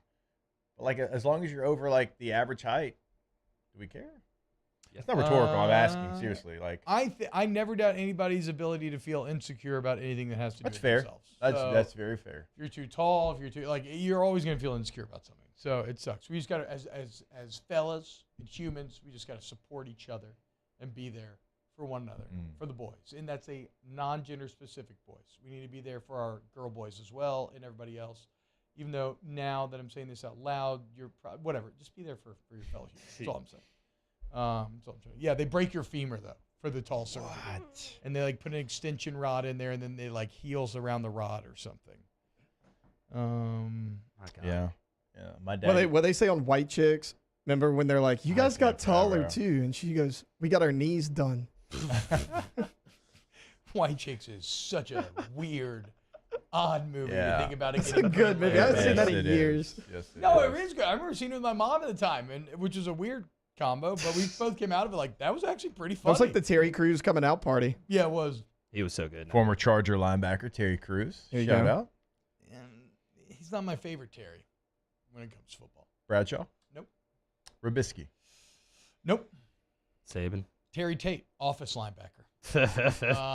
The absolute best. Who actually would go on to play Coltrane in the Gears of War video game series. How about that?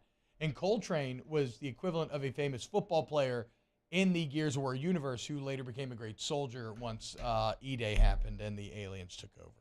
Well, I guess they're not really aliens because they came from the Earth's crust, so they were underground. Even though it's not really Earth, it's the planet Sarah. Okay. Ivy Aber inside the Bayou 4 chat. My son is 14 and is bigger. Yeah, my son's 13 and taller. And people are like, how do you feel about that? I'm like, great. It's good. Yeah. I want my son to be a giant with great football skills. Shout out to your son as well, Ivy. Yeah, no one wants to leave the next generation with less than you had, right? I mean, that's just a basic goal. All right, let's get to a little Ask a Bench. Oh, wait, real quick, I do want to remind you, go to Patient Plus Urgent Care, patientplusuc.com, where you are going to see the difference. Patient Plus, they're the absolute best. Love the entire Patel family and working with them and getting to know them. You're going to talk about some major Pelicans fans. There you go. But look, you just put Patient Plus Urgent Care in like your Maps app. They got locations all throughout the city. And the coolest part is with their digital profile system, once you set up once at one place, anywhere you go, it's a tap of the button on your phone to sign in. You get in, you get better. They got the best facilities. They got all the testing needs that you have, the best doctors and nurse practitioners. And remember, occupational medicine needs, I'm telling you, they are a cut above. Go check out the Mid-City location and see what I'm talking about. Go to Patient Plus Urgent Care, patientplusuc.com. And you will see the difference. All right, when we get back, Ask the Bench here on OTB. OTB. Great clock management by UT, Bob. Got it in there at the end. Central Plumbing, centralplumbing.org, 925-8552, 925-8552. Central Plumbing, again, I like businesses that have lasted, right? Because the only way you last 5 decades and economic ups and downs and, it's just, a rapidly changing market. Like the only way this happens, Jake, bottom line is that your customers are consistently satisfied. And that's what you're getting at Central Plumbing because of the flat rate pricing, lights bond insured, the 24/7 emergency service, the great warranty coverage. It's all there for you. All your plumbing needs under one roof at centralplumbing.org. There's a lot of things they can do for you as well. We kind of give you some of the things, obviously, like emergencies. We talk about bathroom remodels. We talk about tankless water heaters. I mean, even like sewer line repair. Like they are a full-service plumbing company. They can help you out. They'll help you out today, 225-925-8552. In times of need, get a full list of phone numbers, websites, and other important emergency information on the Demco Stormwatch page at 1045ESPN.com. The world's leaders in obesity research, obesity medicine, and obesity science are right here. We're doing something that no one's ever done or trying to answer a question that no one's ever asked before. Pennington is a real jewel when it comes to research. We are finding the solutions to the world's worst chronic disease, which is obesity. Louisiana needs Pennington Biomedical. Hey, what's up, y'all? It's that time again. It's heating up. Your boat's getting ready to come out and spend all summer on the water. It's time to take your boat to the next level with front-to-back boat service, where if you want an incredible custom speaker install, it's going to blow people away in the water, that's there for you. You want an HD sonar where you can see the fish under the water before you cast, beat all your friends, that's there for you at front-to-back boat service. So don't put it off. We got the parts in right now. Get them now before they go back on back order. Front-to-back boat service. There it is, the extra mile, on the border of expected and extraordinary for those willing to go further, like vans customized for work or play, with safety and tech to keep you connected. Supported by a 5-star sales, service, and finance team, and backed by the 1-star you know. So go the extra mile. It's never crowded, because so few have what it takes to go there. Mercedes-Benz Vans. When is a taco more than just a taco? When it's Government Taco. Voted best tacos 3 years in a row by 225 Magazine, Government Taco puts the most delicious spin on tacos the capital area has ever seen. With creative combinations like the Magna Carrot, the Filibuster, or the Steak of the Union. Plus perfect tortilla chips paired with the best salsa and queso you've ever had. And happy hour every day from 3 to 6 p.m. and all day on Thursday. Government Taco, 5621 Government Street. I've been doing business with Luba for 25 years. They're dependable, trustworthy. It's just the attention to detail with our clients. Our folks have years and years of experience. They're highly trained professionals. But many companies have that asset.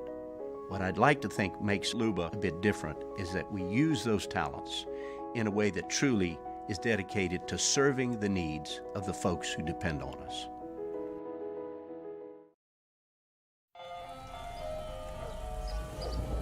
Hey there, little buddy. What's the matter? What's the matter? My windows, siding, and my door. That's what's the matter. Relief Windows can fix all that. I got you. Pop, pop. What's up?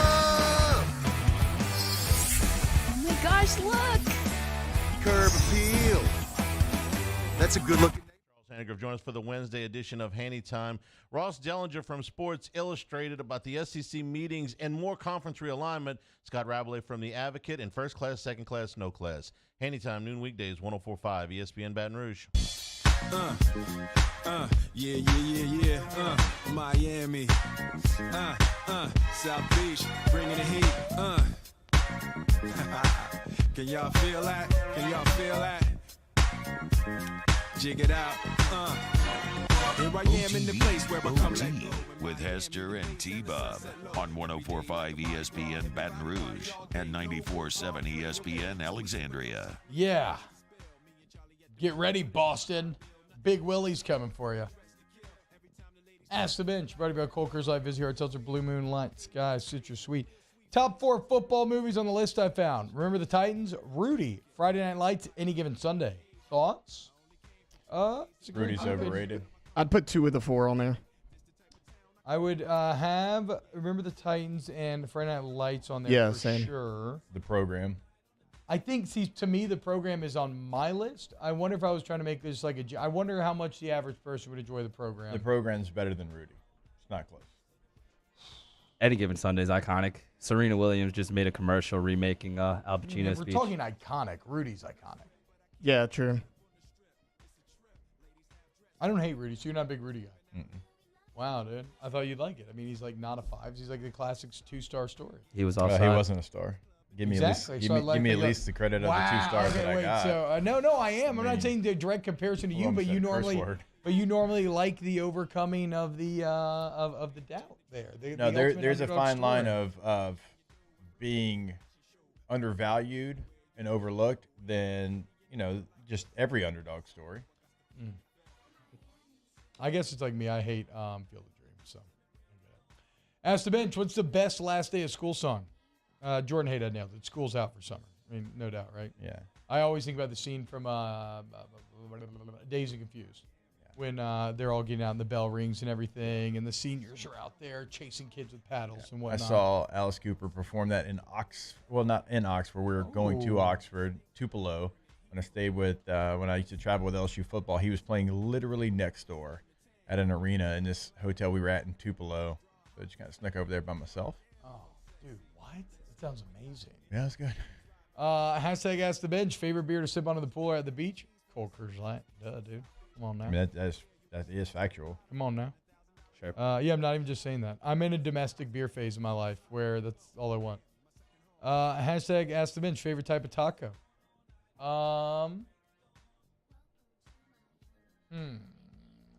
I didn't even hear. What was the question? Favorite type of taco? I like Street tacos. Yeah, street tacos. But I'm trying to think about what meat, because I don't know what traditionally you're gonna say goes to street tacos. I mean, I love. I do love just like a fried fish taco. Carne asada. Yeah, carne asada is great as well, but fried fish for me. All the above. I'm gonna be honest with you. I mean, fish tacos, pork tacos, beef tacos. I mean, I like standard soft taco ground beef. To me, dude, just basic. Taco Bell is out of control. No, I mean, it's good, but yeah. You know, give me the little pink onions and the green sauce and some cilantro, maybe a little habanero sauce to throw on there. Yeah. Whatever that green stuff is so good. The green sauce. You know, verde? No, is it salsa verde that I'm thinking of? It's almost like guacamole, but it's thinner and more soupy almost. Yeah. I know you're talking about. I don't know. It's so good. Ask them in sunflower seeds, regular, barbecue, ranch, or black pepper. How about this? What was the flavor we had the other night? Taco Bell we had the other night. We had Taco Bell seeds the other night. They were great. They were actually delicious. Yeah. Hey, do want to remind you to go to Rejuve Me Medical. Restore me, refuel me, rejuve me. You want to feel younger, better, stronger. I don't care if you're 20, 30, 40, 50. Aging happens to us all at different rates, y'all. So maybe you go in there and you're Jake and they say your T is completely fine. In fact, it's almost too high. Or maybe you go in there and me and they tell you that you have the T of a 60-year-old man and you're 27 and it kind of throws you for a loop. But either way, it does not matter, okay? Go get your labs drawn, get that free consultation, see what your body needs, and then allow Rejuve Me to put together a plan for you to get you where you want to be. And ask about semaglutide, where you're at, the new hot treatment on the streets. Thank you all so much for hanging out with us today. We'll be back tomorrow. Look forward to it. Love y'all. See you then. OTB, OT.